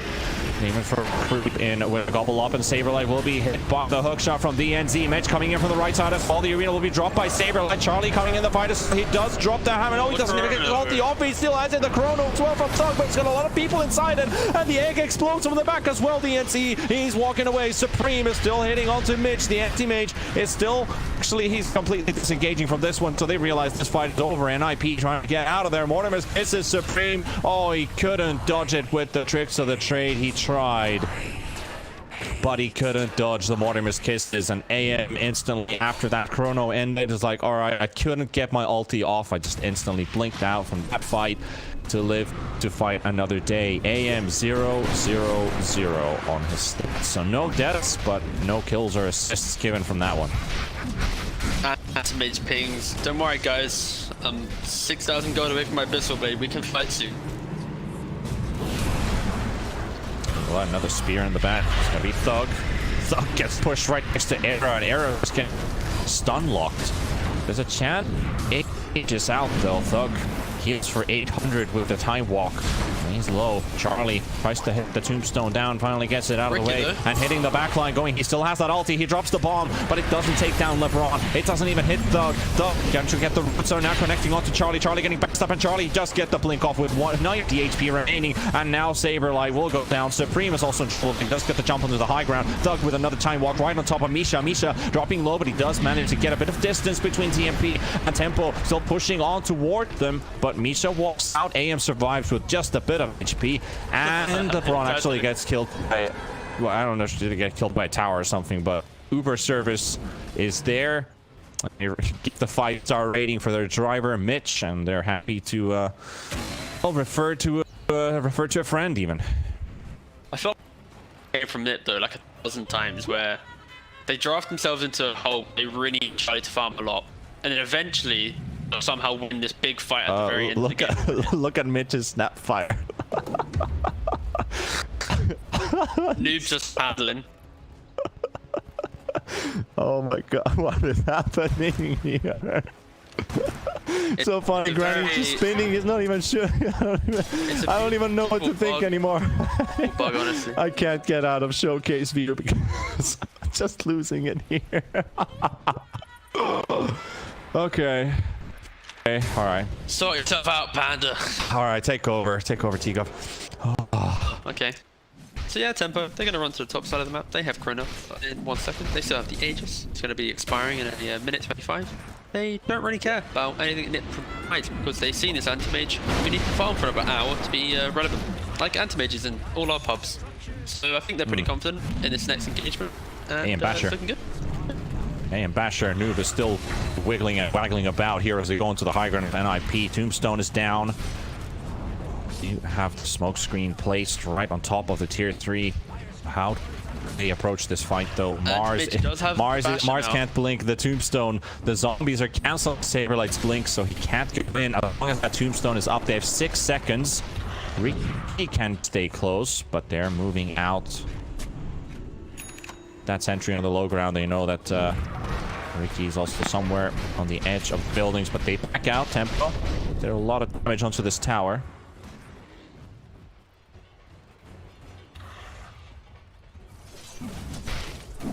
Closing up on the 25 marker. AM still leading net worth. Picked up that bash before. And Thug is here. Charlie actually blinks under on tier 2 instead of the jungle. You see a lot of movement happening here. They're all just pushing straight through in the line of this arrow, just from one side of the jungle to the other, slowly choking out NIP. Yeah, they're trying their best to prevent the anti-mage from farming, but really good discipline from Charlie, not trying to go greedy. Light spear. They've got Underlord, a very tanky boy. They can get him out of the way. That's a lot of magic resistance. Disappearing. DNC doesn't get a hook shot to connect, and Charlie getting some free hits in. Mitch does get the Pit of Malice onto 2. Thug. They rock up the egg. The egg is down, and that is one hero gone. But Phoenix comes in. The Saberlight also going to get burnt down by the Mortimer's kisses. And Noob is happy to take that one. Supreme and Misha on the left side. Charlie cutting the waves. This is CP coming in from Noob though. Gets the cookie. Thug, Chrono, and that's a dead AM. That should be it. That's it. He's fought the entire game for this. 70 seconds dead. 70 seconds dead. Ricky's also in trouble. Gets the Glimmer Cape from Misha, but it's not going to be enough for him, is he? Tricks of the trade. Out from the Pit of Malice. Jump on his teammate. 55 seconds. No anti-mage. He can't afford his buyback because of the Basher buy a few minutes ago. Yep. And now onto the high ground. They can easily rush at top. The tier 2 might be the saving grace for Nip in bot lane, so they can't get mega creeps, but this is going to be 2 rats going the way of Tempo, or say 2 rats. Gets Frostbite out. Also got the smoke screen on top of Mitch. Saberlight, another spear into the back, actually manages to land on one of the statues, but both NIP's heroes are losing a lot of HP as DNC goes for the double hook shot on the backline, and Supreme managed to get the tricks of the trade out just in time, but they're all dying, and Anti-Mage was not here to defend this base with them, so they never got their ulti, they never got their big damage dealer to join. He's only alive now in 10 seconds. Misha buying back. Mars will be up in 30 seconds, but at least the game isn't over yet. We'll lose 2 lanes of racks though. They only got 1 set remaining. And this is where Tempo tempo, all they have to do is reset again. But this anti-mage, he doesn't have this kind of global presence of skipping out the waves, being really annoying, TPing back and fighting. He's very much condensed and in line with his team, and that's just allowing Tempo to have such strong team fights. And we've seen him try and utilize his ult, but who's he ulting in this game? It's like, he's not so big mana bombs to utilize, and his right click damage is kind of lackluster as well, so he's kind of in a awkward position of never really being strong. 24-8. 15,000 gold advantage for Tempo. Being almost the same amount. At least Noob has now recovered to his normal Snapfire state. That's positive news. That is true. And a smoke from NIP. This is the Hail Mary play. They have to somehow get a big pick off to get the game back in, and like at least them to dictate something, because right now they're just victim to what Tempo wants to do.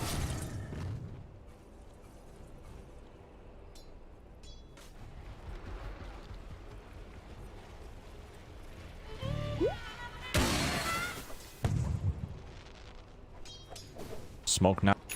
There's really happening here on their side. Smoking on the other side, but finding no one. Tempo. Roshan has just respawned. DNZ walks straight into the pit to spot. Hey boys, look at this. Let's take approach for ourselves. And that's going to be ages and cheese. Dog must be feeling happy in this game, considering his first game as Troll Warlord didn't quite go the way he wanted, but now 2-0 and 13. I could say that's much better performance from the lads, but I think it's mainly a product of Nip just never being able to fight. And also think about it, it's Ricky, 8.6k net worth right now. He's never really like found kills after the Fusel Blade. His item timing has always been mirrored by Tempo buying a defensive item. So it has just been a really, really hard game for Nip to make his on. Now in a position to maybe make a jump. Quick reaction there, not go on the high ground. ENZ goes with the Spattle legs.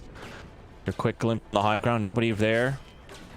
P reposition on the edge of the high ground wards. They see Mitch coming. They see Noob coming. Noob is a good target to go for. They instantly blow off straight on top of the granny.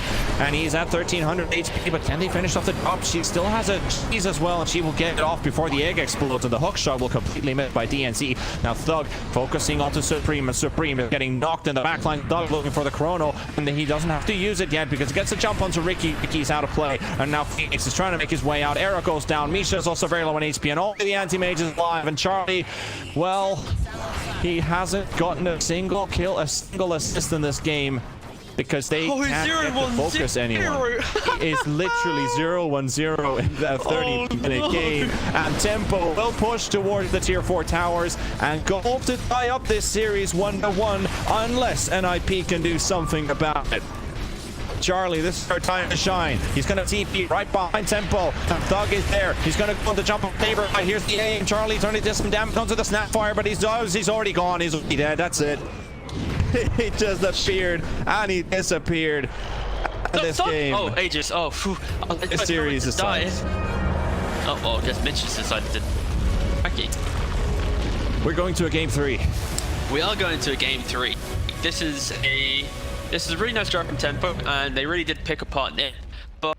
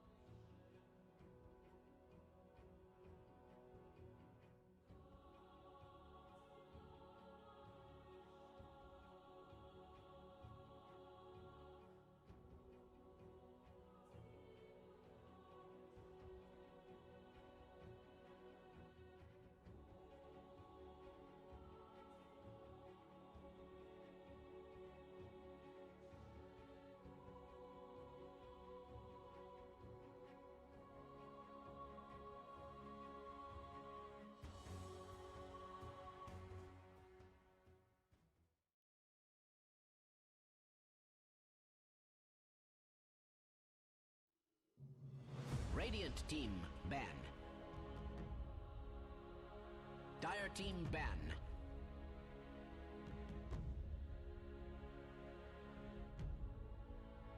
Radiant team ban.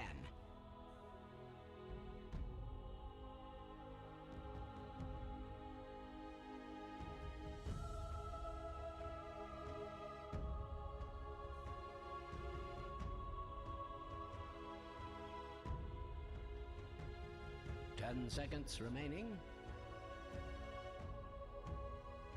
5 seconds remaining.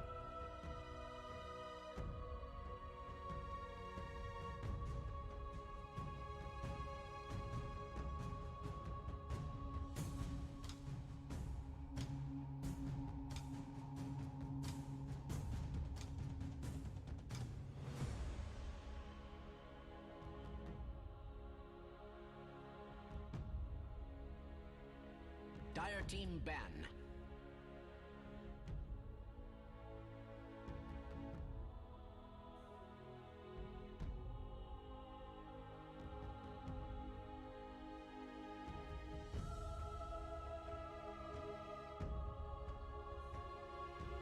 Ten seconds remaining.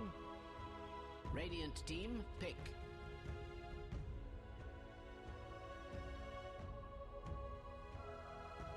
Dire team pick. The horn of madness.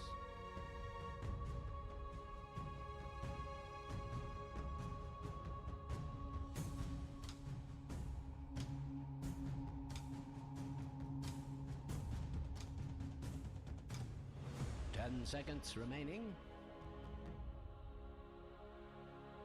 5 seconds remaining.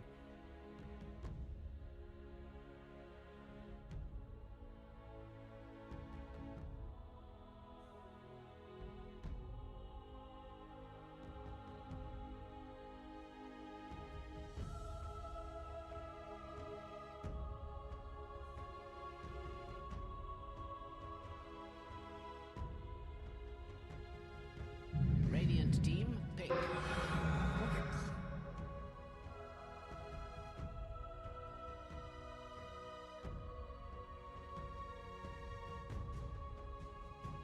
Dire team pick. Phantom Assassin.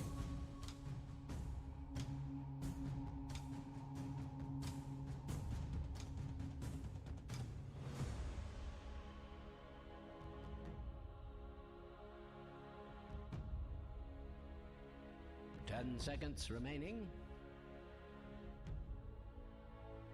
5 seconds remaining.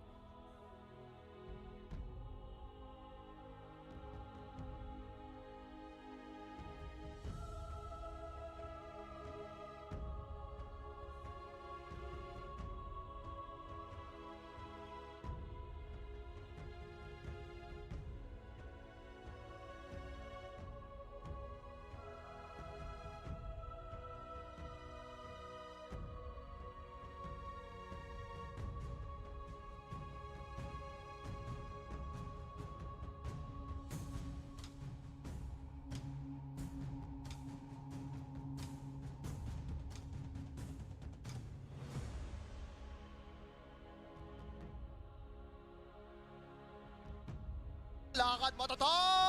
Normally. Lakad mo, Totoo! Просто нечто. Gol de Buenmonte! Gol de Buenmonte! Gol de Buenmonte! Gol de Buenmonte! Nice shot!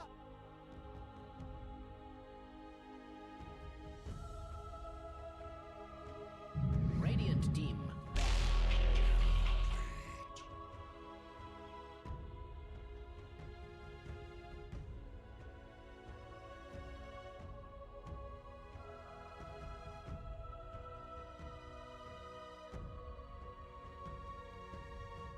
Ten seconds remaining. Dire team ban.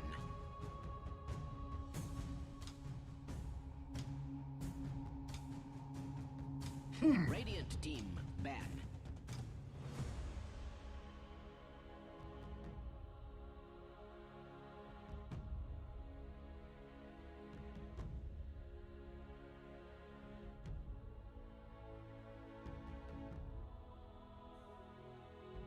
Dire team ban.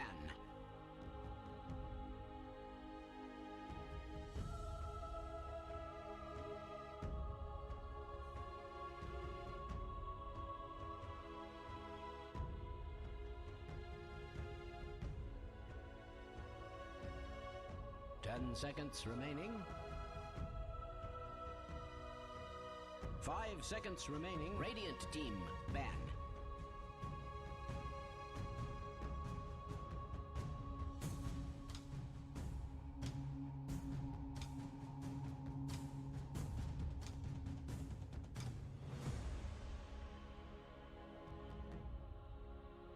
Ten seconds remaining.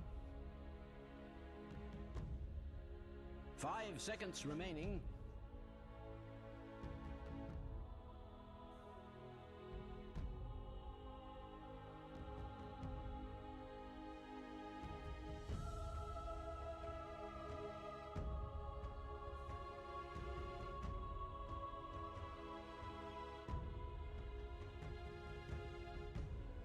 Dire team ban.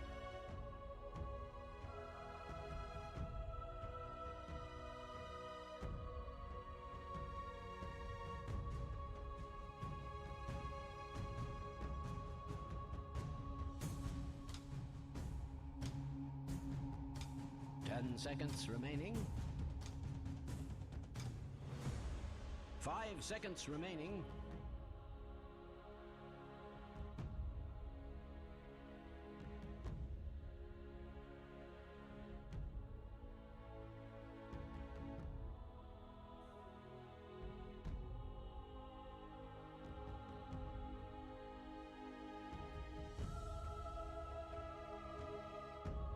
Dire team pick.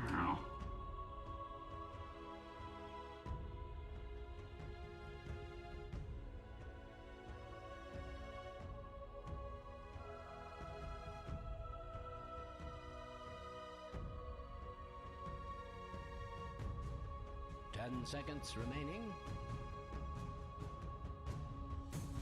5 seconds remaining.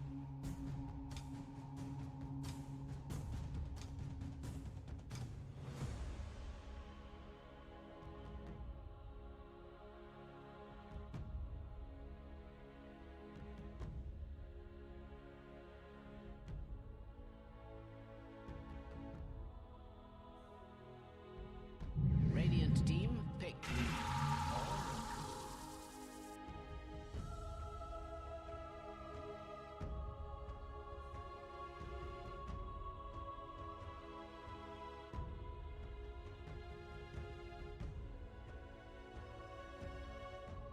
Ten seconds remaining.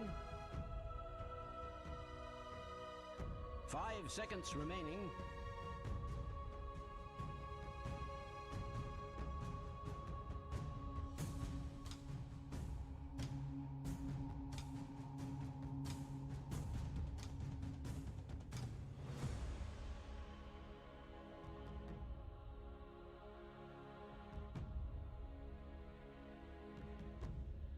Dire team pick.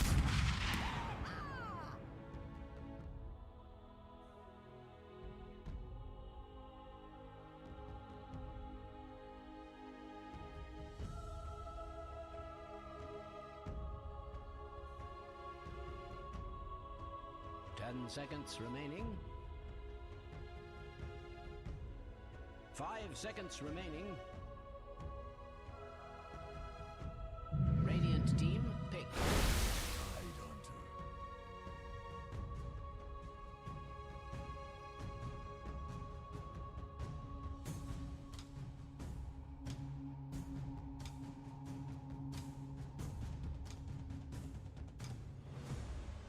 Ten seconds remaining. 5 seconds remaining.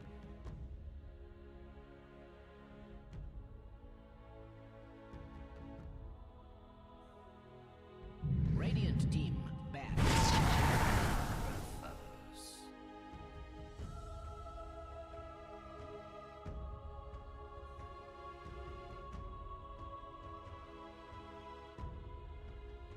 Dire team ban.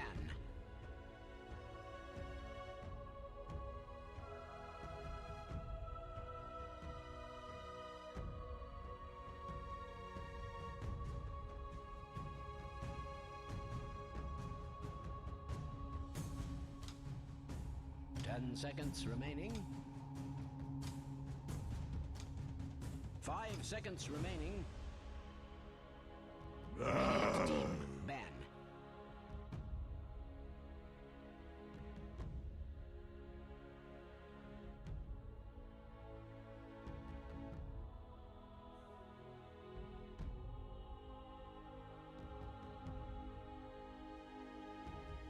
Ten seconds remaining. 5 seconds remaining.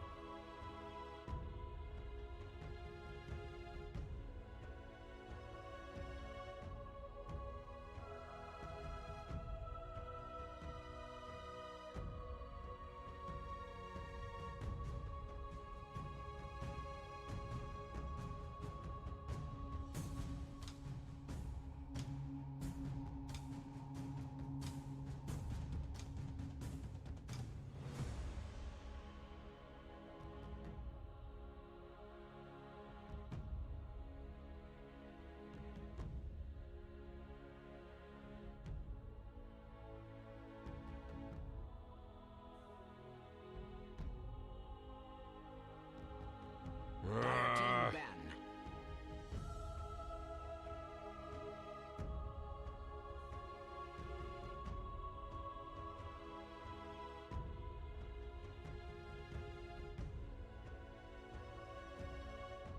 Radiant team pick.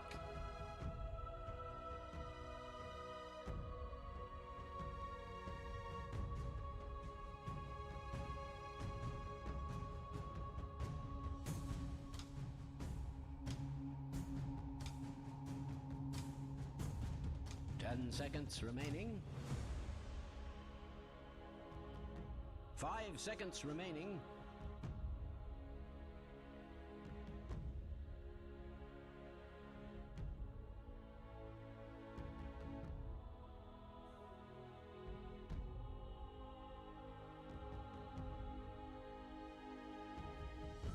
Dire team pick.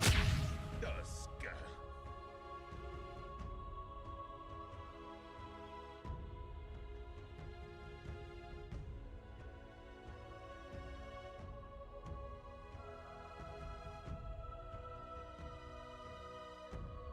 10 seconds remaining. 5 seconds remaining.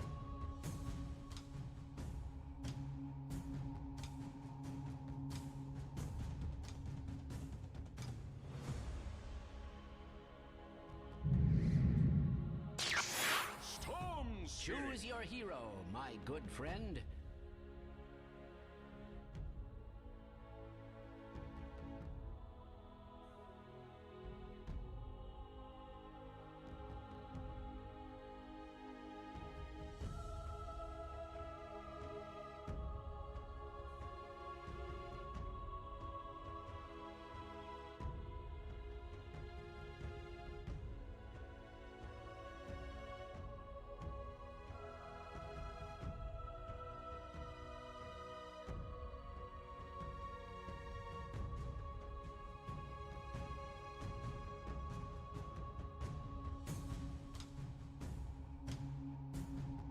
Ten seconds remaining. 5 seconds remaining.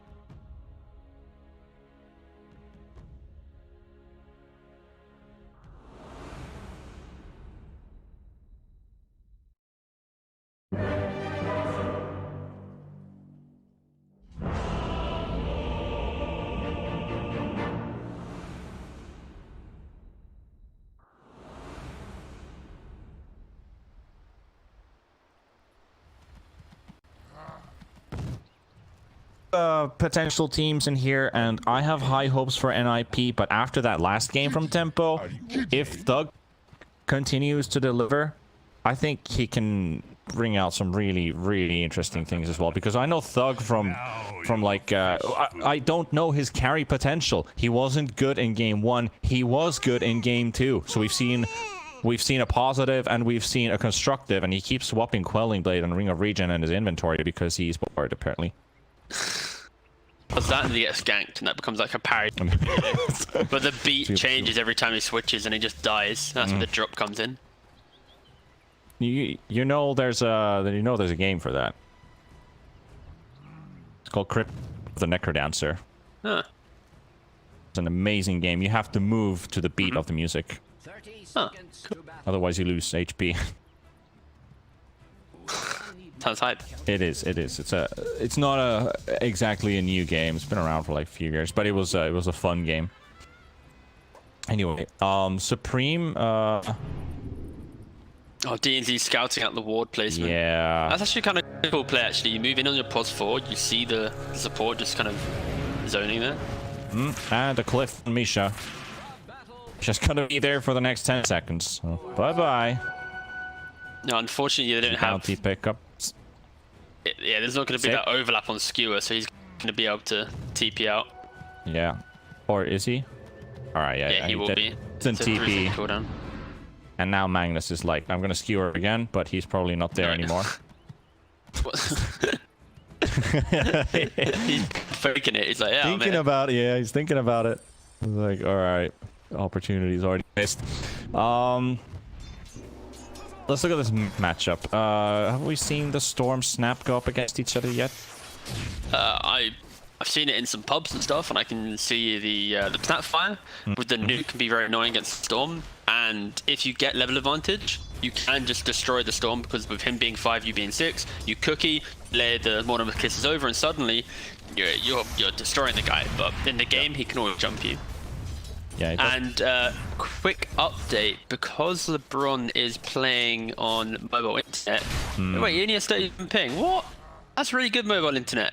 I thought it'd be like at least 150. What do you see his ping? I just did status, don't worry, I did it. I got you. Ah, okay. I don't know if you can leak anything if you go to console, so No. Yeah, I got you, don't worry, chieftain. Alright, you do that. But yeah, so the reason why we started late with game number 3 was because LeBron had actually lost internet connection completely, so he was phased out. We finally got him back in, and he has his mobile internet plugged in, so hope for the best, wish for the best. Hope he hits his RPs. Yeah, probably. I mean, I'm not sure if it's any worse than if we think about OG when they had to play with SEA ping. And they're still a good team, so yeah, that's cool. Yeah, they were actually making mid-1 play heroes on Tusk and stuff. Oh, Misha in the top lane, though. Simple. Not dying.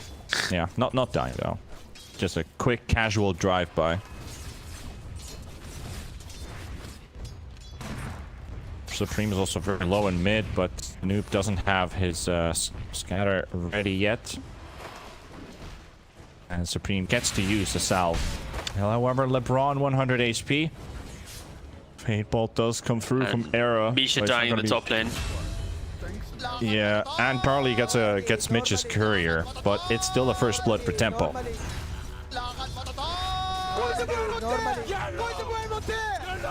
I'm just so happy to see Charlie play on TB. Like, it is one of the heroes where it just makes you a little more confident for Nip, right? I feel like on other heroes you can maybe have some question marks, but you're like, yeah, all right, Nip might have this because of Charlie TB. Yeah, but yeah, I mean, I always smile when I see a Terrorblade in the game.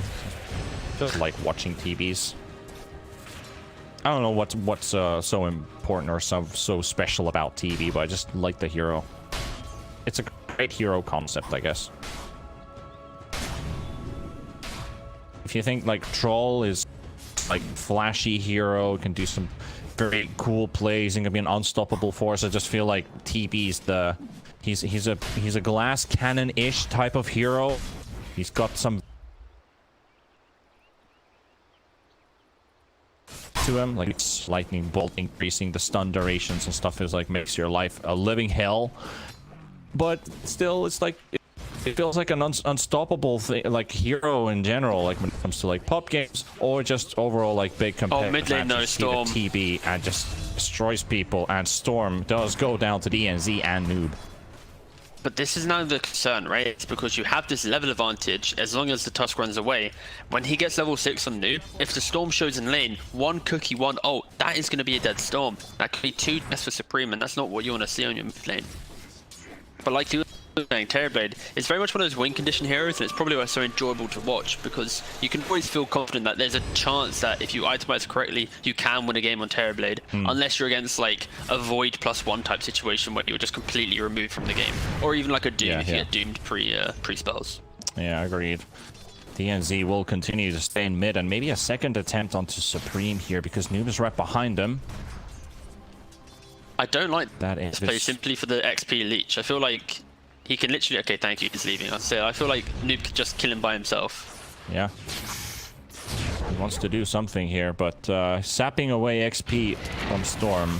And he blocks him in the trees. He's got nowhere to run. He's completely body blocked in that tree line with the shards, but Tusk is gonna go down first anyway. NIP were ready for this. It's a very forced rotation from DNZ, and I keep saying it, but Noob was like this creep wave away from 6. That suddenly simplifies your engagement because all you're going to do is kill him from range, but unfortunately DNZ a little bit too keen and forcing his Snapfire to come in for the engagement, and he just kind of ends his own life. Mitch is having a fun time in his lane, just 1v1ing against Charlie. Both matching up the farm that they can. Very early levels as well picked up. Mitch is getting closer to level 6, so is the Terrorblade. Actually, Charlie's gonna hit 6 first, but I doubt we're gonna see a Sunder level up because you rarely use it. You very rarely pick it up unless you feel like you are being threatened under your tower. So you just go 3 points Illusion and 3 points on Metamorph. Yeah, for sure. I don't think I've ever seen a Terrorblade truly get Sunder with confidence, other than like they're diving him, he gets sick during the dive and he makes a play. Yeah. It's not even a value point. It's kind of like it's a sacrificial point because then you need to get the benefit out of the Sunder.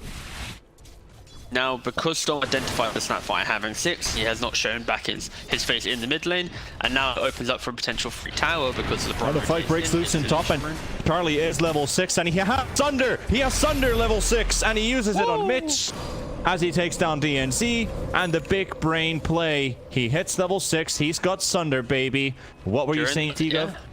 I'm just saying, during the fight, mate. He was ready for the fight. During the fight, indeed.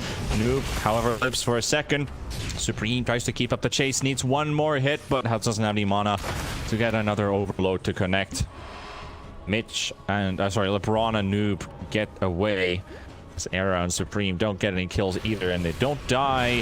While DNC is at 300 HP. Mortimer's kisses into top. They're looking for Charlie, trying to get to him, but he's missing all of them. The last one connects on Charlie. Is it going to be enough? Still ticking low on HP. Snowball, is it going to be enough? Right click, no, 14 HP. Another one, it will go out on the Ravage from Saberlight. Mitch will the hit for it. The heat as well. The Necro ulti connecting on Misha. 2 kills for Tempo. And NIP get 1 in return. It's a kill on Mitch, which also cuts down the killing spree from him, going in the hands of Saberlight. And Tidehunter went for the Meteor Hammer because you hit the Ravage and instantly shift queue up the Meteor Hammer. There's going to be a 0.1 second delay between the two, but against these heroes that don't have this kind of BKB disconnects, etc., then it works perfectly fine. Yeah. Yeah, that's a beauty. Alright, almost 8 minutes into the game. Let's get net worth. Tidehunter in the lead with 600. Some of that gold was indeed by killing that Necrophos, cutting the killing spree. Supreme, unable to find an action rune in top, but instead walks into a DNZ Tusk, gets hit by a Gush from Saberlight. Meteor Hammer coming in as well, but not gonna connect. Snowball, stun on Supreme. Mitch doesn't have an ulti available. Root from Misha. Supreme trying to keep the distance. 70 HP. Era's here as well. Throw any ability in, does take the haste rune away, so no action rune for either of the mid heroes. But then look, meanwhile, Thug and Bron farming up the jungle together. They had a triple stock just found here. And then if you look deeper into the jungle, you've got a triple stack there and a double stack here. So, you know, LeBron is preparing his PA for that recovery farm and ensuring that he can have a game. Important things. And you shockwave on another and right click the other. I think that's the casual. Right click there. Shockwave the other. He actually pulled aggro when he cast shockwave, not when it hit. And he didn't actually get to stack the other one. Fortunate. But that was interesting because he had pulled the other camp and he cast shockwave. He got the aggro from the camp. I won't Tusk lie, is I was dead in looking at top. Spurs, I didn't see exactly, but I'll keep an eye out for when he next does it, so I can give you a reason if possible. Yeah, because it's like the damage doesn't apply, but I feel like shockwave might already apply something on the ground, which causes the threat to work out. I don't know, but he already had We'll see. Yeah, we'll see. Let's not get too stuck on that. Just small things. Still 4 to 5. Closing up on 10 minutes. We got 20 seconds until the bounty runes will spawn. Now Thug will head to the jungle to pick up farm, and LeBron is here to pick up the XP. What a beautiful trade, actually. You know, you give the empower levels, and then the Thug gives you the farm. Oh, they're like funny stack as well. Maximizing the efficiency of the jungle. He didn't get it, unfortunately. There's a lot to farm, and an Iron Talon as well for people. Oh, yeah. And an Arcane. He picked up, he gets it. Is it gonna get purged? No. I was waiting Misha to throw his Fortune's End there, but no. Would have purged the Arcane rune. Anyway. Not a big of a loss. But that is good from Thug just going to the Arcane rune, because it just gives Nip a very small timing to go play around, especially in this mid-tower siege. Oh, yes. So yes, the meme hammer spam onto the mid-tier 1 tower. Watermiss Kisses, Cookie on the catapult. Interesting play. Are they just trying to cut the waves? Just destroy the waves. Well, TB in bottom. There with the Thug. Thug now level 8, 200 gold behind the Terrorblade. Sorry, the Tide Hunter. Hera also gets some time to get some XP in top.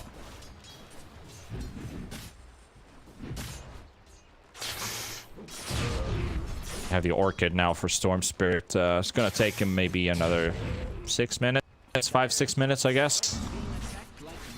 Be a bit more. Yeah, around that. It's gonna be slow just because he is only farming jungle at this point. He's very scared to show up in a lane because it'll just use like, the amount of mana to survive the gank. To offset the amount of farm he could just be having safely within the... Yeah. I mean, they would love to take down a tower, but it's instead Tempo, the one keeping up pressure. At least cutting the bottom waves, keeping the mid waves now pushed out. And the top tower has been felled.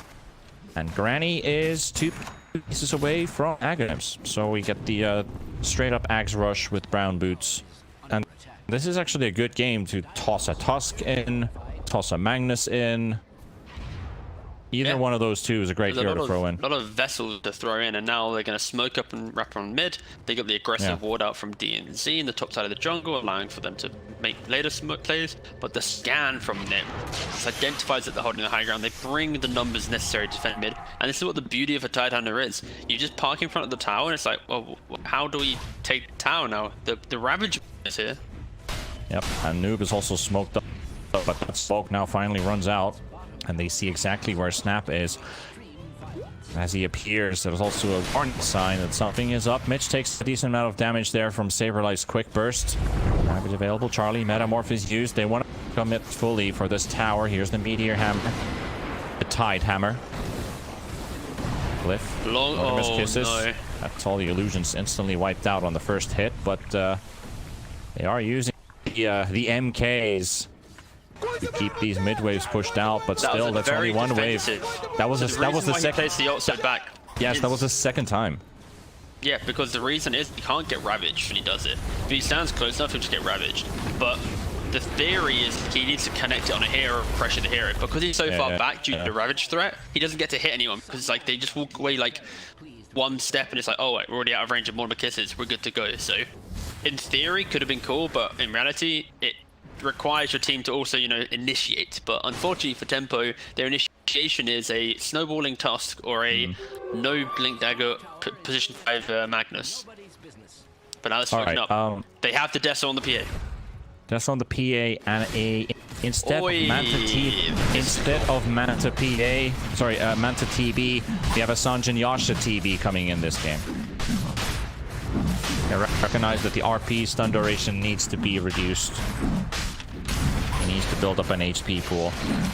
Roshan, so however, that he's also squishy, and he has like just more HP, and also the status resistance against Scythe will allow him time to get stun. Was a bit.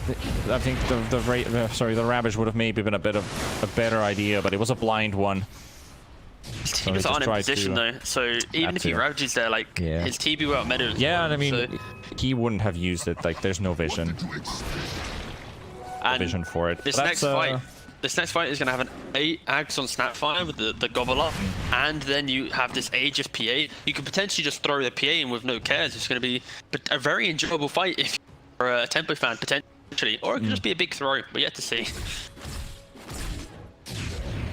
Now the Sanjin Yasha is almost ready on the Terrorblade, and he is on a great roll with farm. And now Charlie instant RP top lane, just living there in that area. Now Supreme was used, but LeBron doesn't really get much out of it because Supreme is living through, but he's burning all of his mana for this kill. But can he run away? Oh, he tried to dagger, but just got fog. Cutting, yeah, the fog. Oh, the TP, yeah, he should be fine. Really important, and I have to commend the man for it, because he did get RP'd, and that was a 3 versus 1 in a sense. You got the Mortimer's Kisses flying in, you have the Magnus taking the hits, and PA with an Aegis Deathzo on a semi-squishy target this early in the game, like Storm. Very risky for Supreme, but he went for it all the way, got the kill, got out. He had just enough to disconnect himself there, because the PA was just in range to dagger and then just fog. So honestly, I'm talking like the difference of in the tens of mana would have been the difference between Storm dying there after that continued PA chase. Yeah. Saberlight, lost in the air. Charlie is smoked up on this TB. Metamorph is ready. He has the SMY as well, and now he's going for the Manta as well, potentially after that. He might be going for SMY first, then disassemble it into then the Manta and the Halberd, potentially. Might be that he wants to go for it, because he has lined up the Manta now. Could be that we see a potential Halberd onto to use on the PA.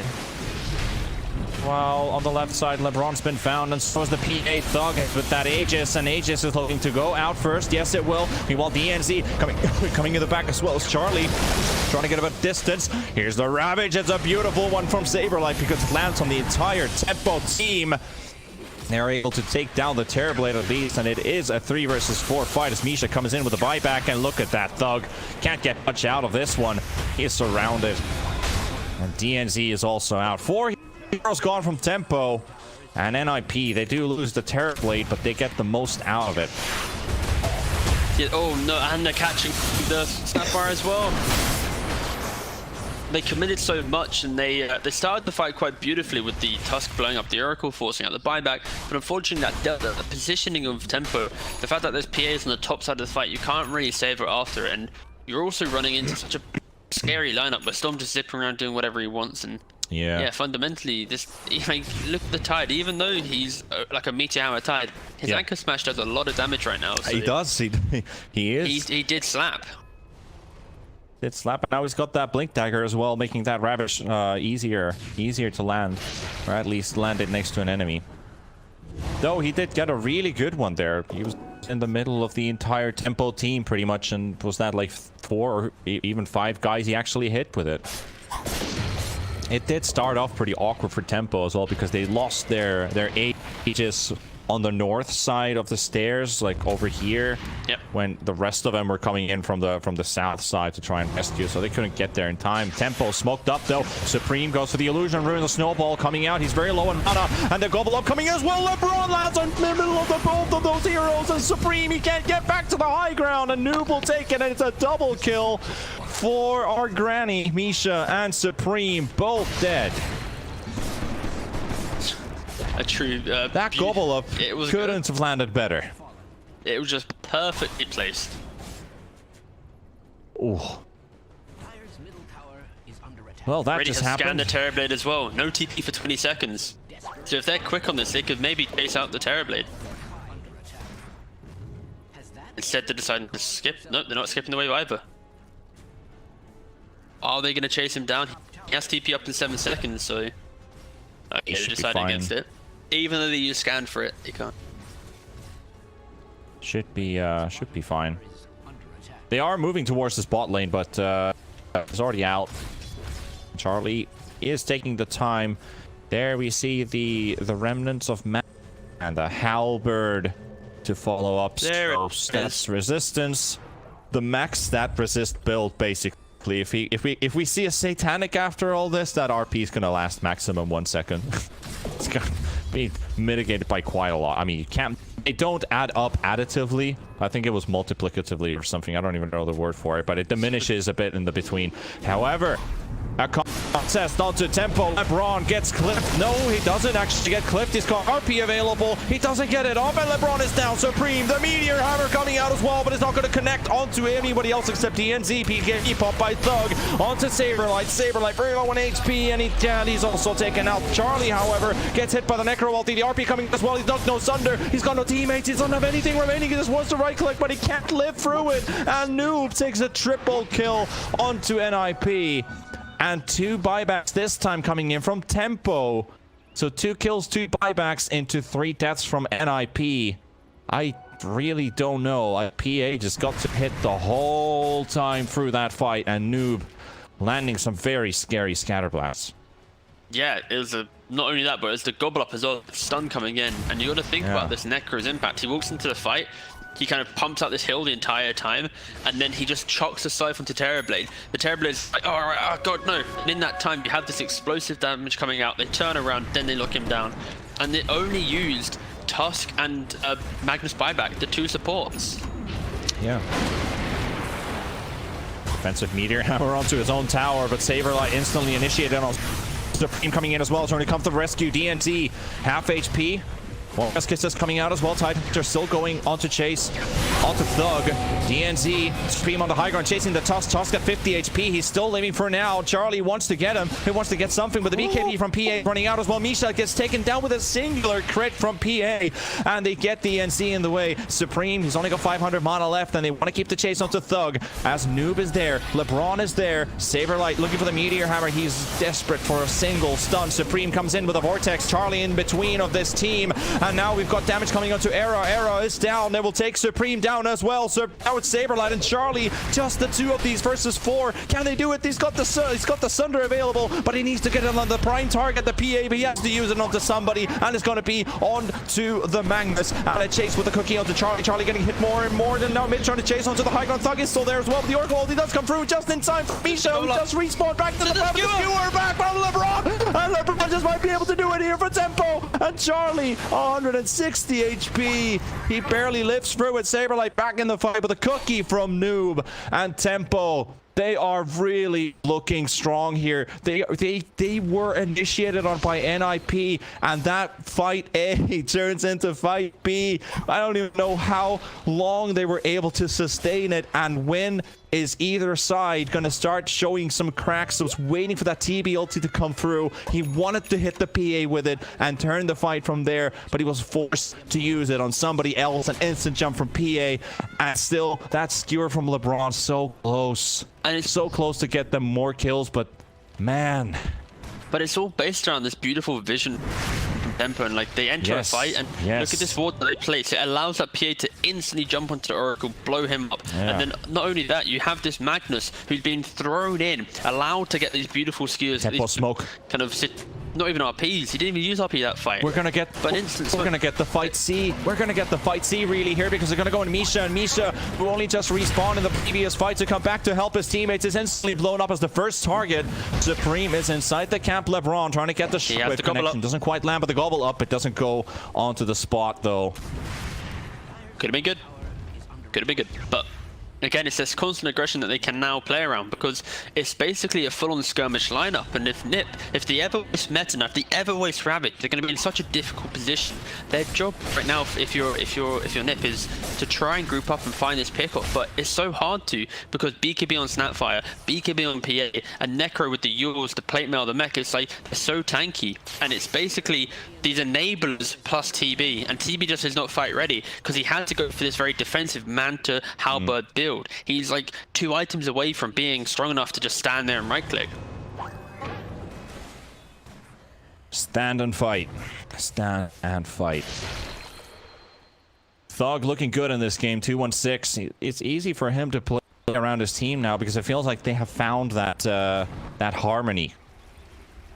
They are literally writing a play, and the most important song of the entire concert is about to hit for them. They head into the Roche pit. A very fast execution should be happening as well, because NIP is not coming to contest.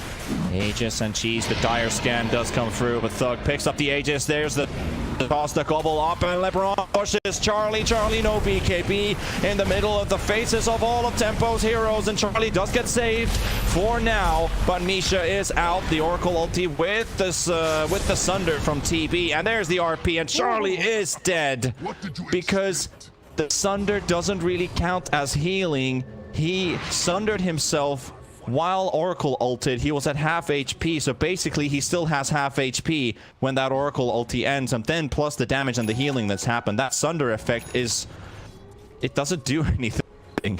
He's just kited to Kingdom Come, because Nip, their damage, if you think about it, it's all stemming around the idea of just you ravage, Storm zips in, and Terblade's able to chunk down the entire time. But when you have these insane disables from Tempo, where like you got the RP, you got the punch, snowball, cookie, there's so many ways to annoy the Terrorblade, they can ignore the rest of the lineup, because PA, he's the hero jumping in. LeBron, another skewer. And they get the whip. No, they don't get the whip. He dodges it, but the stuns with the cookie, and there's a Necro ulti. Might kill one. They also kill DNZ at the same time, but still 2 for 1. And this is what I mean, because of the PA, he's able to cut deep into the back of the line, so you can focus all of your team fight onto that Terrorblade. But this engagement here, you kind of have the Tusk kind of running around by himself, doesn't really matter. But this Supreme, he has such a desire to slay Magnus that he's going to die for it eventually. And you saw that mid, this is death that finally he deserved after diving LeBron so many times. The guy's using mobile internet, for God's sake, leave him alone. Yeah. The mobile internet hero here in this game. Oh boy.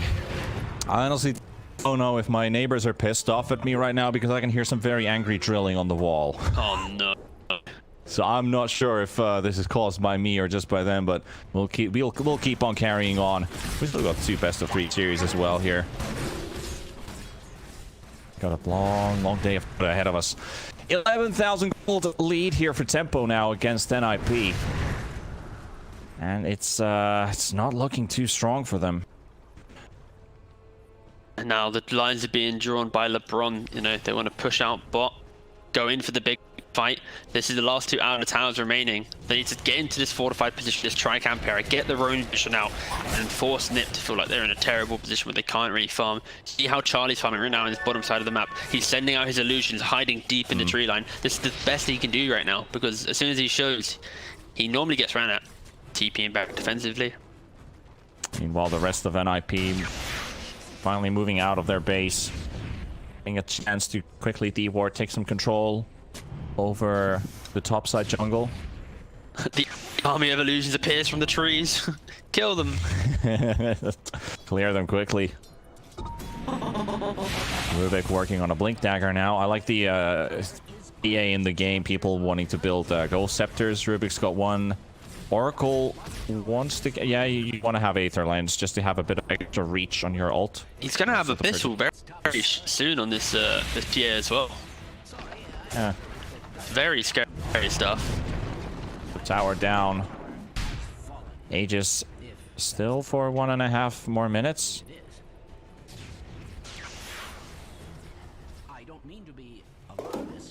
Quick Arcane Rune picked up by Noob. 9, 1, and 7 as well in this mid Snapfire. a good game. He's had a... I think Noob has been one of the better players in this entire series out of all 10 on the server. In this specific series. Noob is really a top plat. He really does have this ability to just be really in your face. He's a very active player, but again, that's one of his shortcomings, because against the better teams, when we've seen Tempo play up against the likes of Seeker and stuff, his over-aggression is just punished by just better position on his opponent, and he likes to do it like alone. He's that kind of, I'ma go be all Thompson on you, slightly less, you know, at a lower level, unfortunately. But again, he's an up-and-coming player, and I honestly think he has a bright old future, especially when the DPC kicks in and that funding does eventually come into the tier 2 scene. Yeah. Hopefully, fingers crossed if it happens.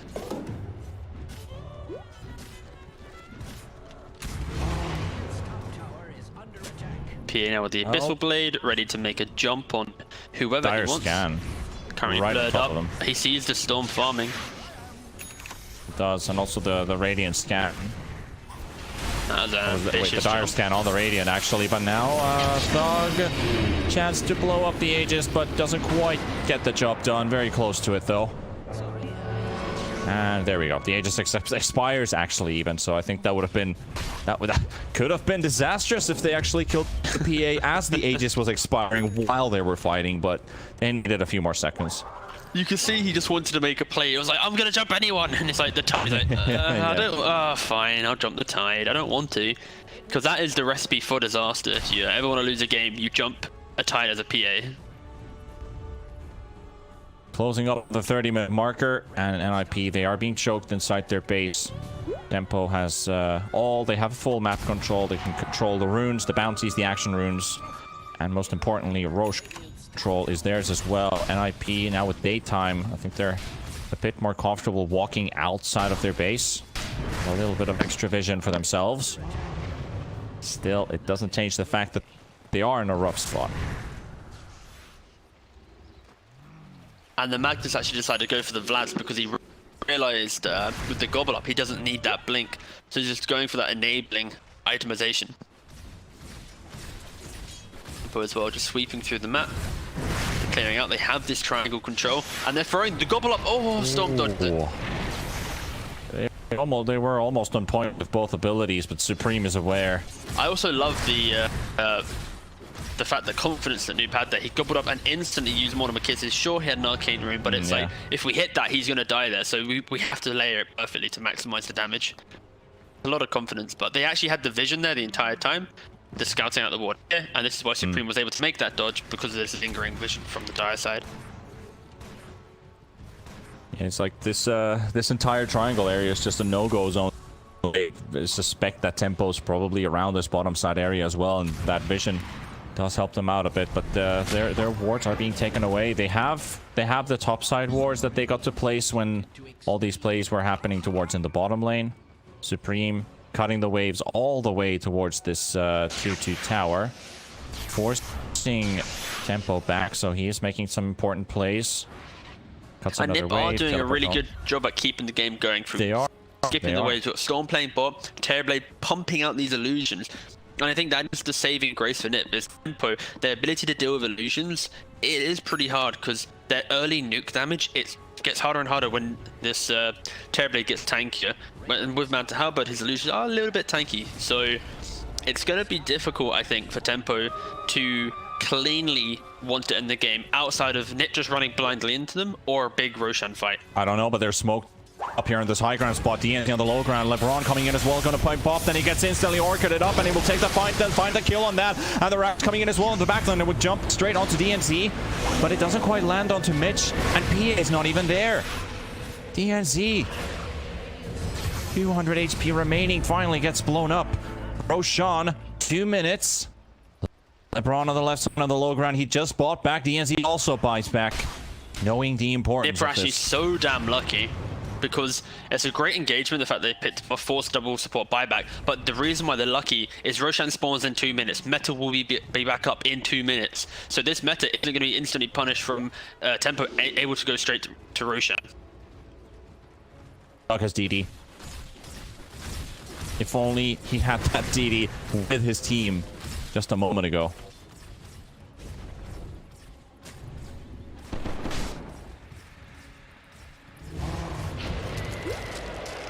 19-18 on this scoreboard. This is turning it quite the I wouldn't say thriller, but somewhere close to that, because both teams are kind of on their toes.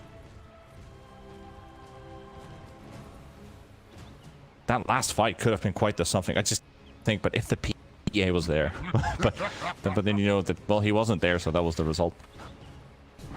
MKB Supreme, he's got some enemies nearby. Can Tempo find a jump on him? No bubble. Supreme's doing such a great job, but he's pushing out the most dangerous lane, and it allows for these illusions on Terrorblade to soak up. Look, mid, look at bot. It's... Nip are actually doing amazingly right now, especially when they're so scared in the fight. And if you look at the net worth graph right now, this playstyle, this is what they've adopted, is slowly bringing back this net worth lead. They were around 12k down, and they're bringing it back now to 7k. If they can continue this, we might be able to see a Terrorblade be able to man up and take a fight. He has MKB complete. He's 3,000 gold away from a Skadi. And then after that, if he can get that BKB in so that he can remove that Scythe potential, he might be able to actually man up in a fight. But I did just talk about like 7k more gold worth of items. Is there really that much time in the game left if Tempo just decide to take one big decisive fight? We are still left in anticipation. Noob and Mitch setting themselves up in this mid lane tree area. Not going to be revealing themselves just quite yet, but NIP stack up for a smoke. Roche has spawned, and this might just be the Roche fight. We've seen quite a lot of these where we finally get the team to stack up at the same time, but you have to be fast with it because it's already halfway. And it does have an axe buff as well. LeBron on the other side. 3,000 HP, 2,000 HP. Charge coming into the pit. They see something going, and the RP coming beautiful from Saberlight. But now Tempo, they have the chance to respond to it because Supreme takes the Aegis away. And they are trying to look for an entry or maybe a way to exit from this storm. Still alive. No one has actually died in this fight yet. And Storm getting bashed inside the Roche pit as well, but he will live. He pops the cheese, and he does have an Aegis. And NIP, can they disengage from this? It looks like they will. They stole everything from Tempo right in front of their faces, except for the PA grabbing the Ags on the ground. But everything else going for NIP. What a timing. And Saberlight with a 5-man Ravage. And that's why, like, look, the net worth right now is simply because Supreme's going in. Axim. Got the silence on Tusk. He and has Tusk jumps in. He goes straight for Storm Spirit.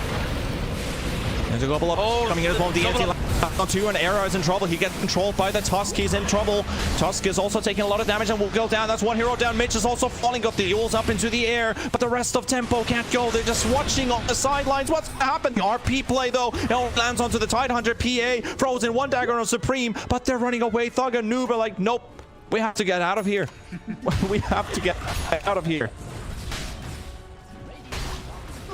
It's honestly so scary right now for Tempo because this fight's not seeing that clean, great initiation that we saw before where the Magnus is jumping on top of like the back and getting that beautiful RP. He's kind of doing that Hail Mary Tidehunter RP, and like the PA, she can't maximize the damage. If anything, they're kind of reaching for the fight.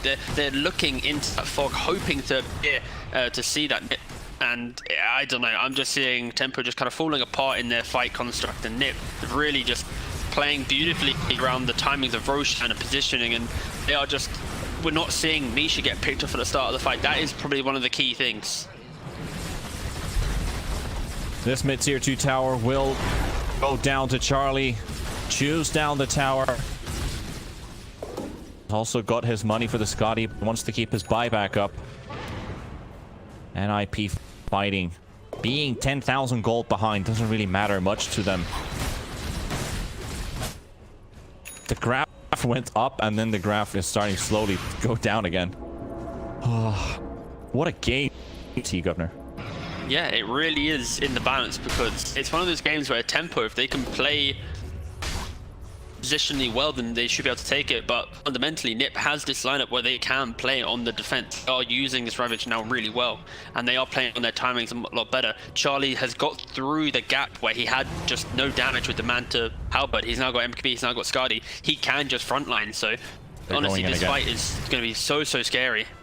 Going in again. Granny's the only one who has buyback as well. Thug, a hatred for Charlie. Charlie decides to rush straight in. See the PA now. The blur ends.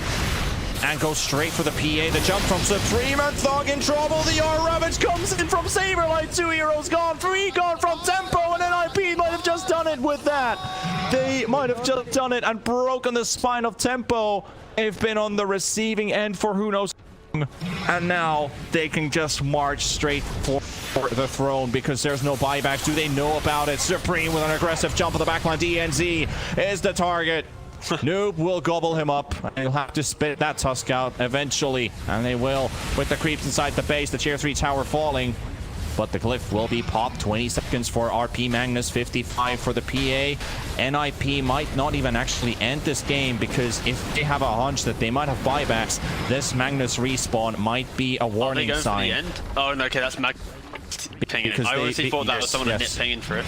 Because Magnus is up now. Magnus is up now, and if they see Magnus go in, they might think PA buys back and teleports in the fight. So that could be a risk for NIP. That's why they decide to go for the buildings instead of the straight up end. This is devastating for Tempo. Absolutely devastating. Might even look top because there's 20 seconds still for the PA. I think they understand there's no buyback now because of the racks just falling. This could just be mega creeps. Gobble up coming in. LeBron manages to push free at least to the back lines, but 10 seconds for PA. 10 seconds is all they need. That's what they need for PA to come back. And now the Tusk just trying to buy some time, trying to keep their attention in with this battle. Charlie is right there with half HP. Necro can't get a target to land his ulti on, and they've lost DNZ. And now PA has respawned, and NIP disengage from the base. What a turn of events, honestly. Just really good positioning and defensive play from Nip, allowing them to buy just enough time. The split push from Storm, the constant illusion spam from Charlie on the Terror Blade, it got them the items they needed to take a fight. And then Tempo, with a little bit too much aggression, fight after fight, they've kind of put themselves into this dire position, and now Nip are in the driving seat.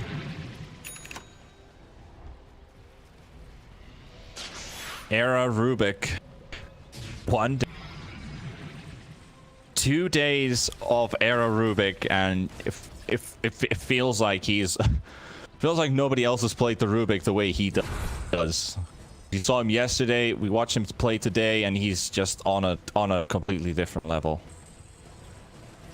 Stealing the right spells, like you could think about. Okay, let's not think about anything. Magnus. The mobile internet is giving up. LeBron is out. Mitch also dying. Gobble up. DNZ goes straight for Era. The backline punch from Thug. It will take that one. That's the Oracle down. BKB popped as well. Tries to TP home. And it will happen. There's no bash on the TP. No basher TP this time on Charlie. And Noob should be able to do the same thing as well. Rubik steals Gobble. Oh, damn, that's going to be good. Let's see if he can do something with it. No. He didn't realize it had a cooldown. I don't think Era's played Snapfire. It might be, but he's used he it. Instantly gobbled up Saberlight. Well, yeah. Looks like... Doesn't matter though. Doesn't matter though, because they're finishing. The mega creeps. NIP have destroyed all of the barracks in the base and going straight for the tier 4 towers. 8 seconds for Magnus. The RP is still there. The further tier 4 tower will go down as Supreme jumps on the backline, looking for Noob. Snapfire getting Snowball saved by Tusk for now, and the silence also disappears from the Orchid, but he's on P. And at the same time in the backlines, there's Thug with his PA and trying to make something happen. The RP from LeBron, the last fighting chance is there. Can they make anything happen from it? They take on the Rubik, but that's all they can get right now. Thug is getting saved again. The Snowball actually is not even inside the Snowball. He's going to get Orchid in and chased by Saberlight and Supreme and Misha. They all turn their attention towards Thug, and the PA finally pops his BKB again, and he gets Saberlight down. Can he get another one? No, he can't get. Now he turns his attention towards Charlie, and the 1v2 is breaking loose. 1v3 even, because Noob is also around, and the Thunder does come up from Mitch, but the base Ancient is dying. The Ancient is dying. NIP, they're going to do it with the help of the creeps, and NIP win the series 2-1. The minions become the MVP in this final fight. It lasted for long enough that the Ancient falls, and Ninja